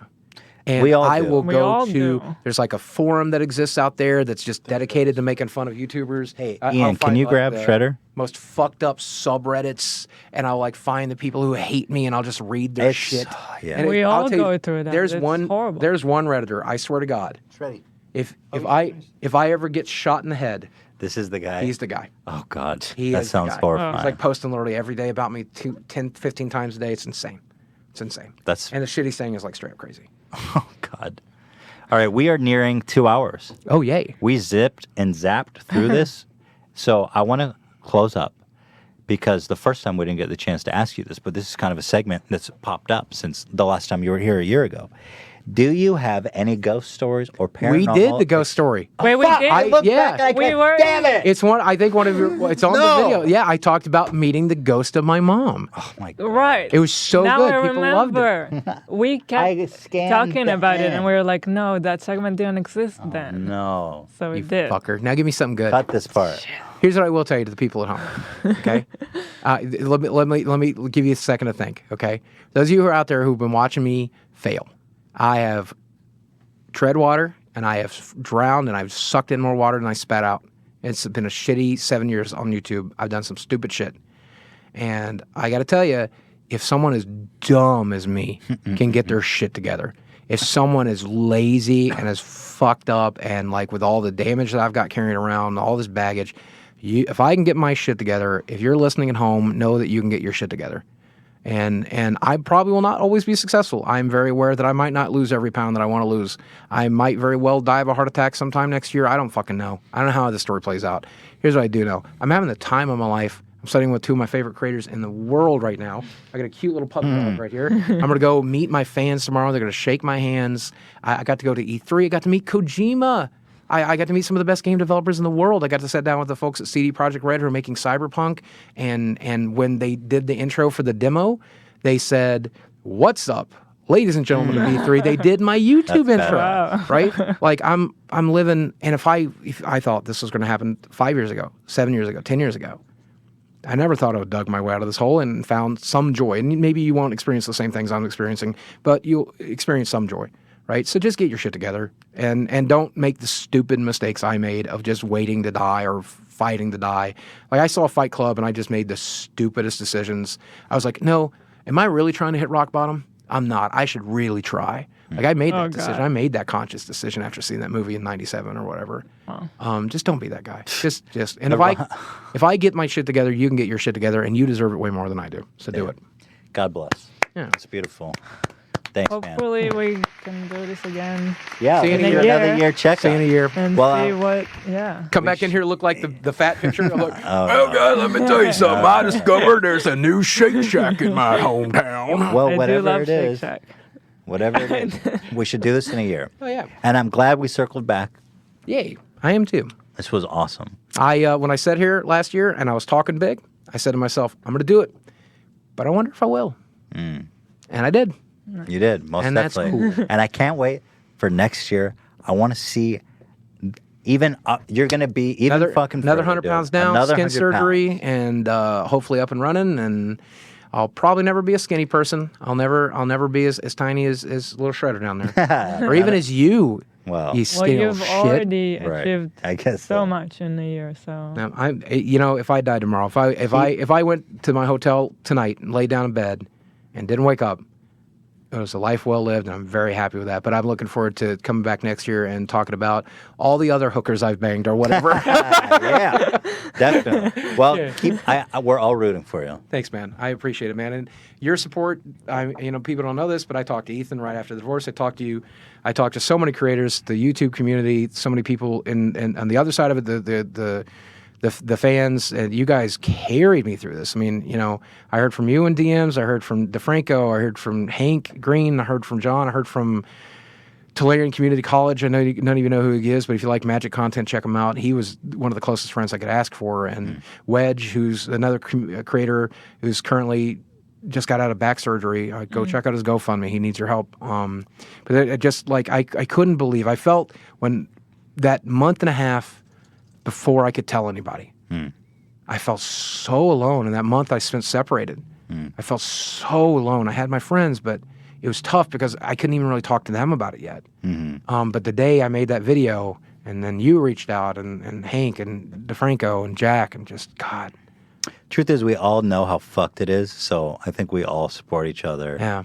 Especially like on a personal level. Yeah. Well, I think when I was depersonalized, when I was going through that, and I can't even remember things I said and did.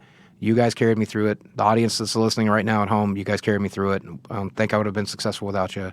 I don't think I would have pulled anything off without you guys. So thank you. God bless. Can't wait to see you next year, Boogie. Yay. Thank you, everybody, for watching. And check out his channel if you haven't. Of course, obviously, Boogie. Yeah, you can go see some Just real type Boogie. melodramatic shit. And check out the video I'm dropping tomorrow. I think you're going to be super sad, but it felt really good to get off my chest. And when you listen to the stories, don't feel bad for me. That's not what I'm interested in. I'm interested in you realizing if I can survive that, you can survive anything. So, God bless. Yay. Guys, thanks again. This was a great, this was so fun. I just want to give a shout out to everybody on YouTube. We hit 40,000. Yeah, views. unbelievable. So awesome. Crazy, man. Thank you guys shit. so much. That's just a blast. Guys, next week we have Chris D'Elia coming on Friday at the usual time, right, Dan? That's right. I didn't hear you, but maybe they did. And the week afterwards, we've got Bo Burnham. I'm so jealous. I thought about It's just gonna staying here. be great. Then I got in. Shreddy's trying to get out. Then I get to go see his movie. I think. I'm Friday. excited. We're seeing a screener on. Is Friday? Is it at 10 a.m.? Because mine's at 10 a.m. No, mine's at 7 that night. Yeah. We're seeing it before he comes on, but I'm excited. I'm so excited. I can't. It's And exciting. The movie looks amazing. It's getting really good reviews. Yep. And I'm actually such a Bo Burnham fan. Can you grab Shredder, Dan? I'm actually such a Bo fan. It's actually a little creepy at this point. Sorry, Bo. Oh. Oh, are you okay, Shredder? All right, let's wrap this up before Shredder dies. No? All right, guys. Thank you all. We'll see you next week. Thank you for watching. We love Thank you. We you. appreciate Thank you. God bless. And I hope you've enjoyed The the experience. experience. What an experience. I am truly saved The now. Thank you. experience. Hallelujah. See you next time, guys. Thanks for watching.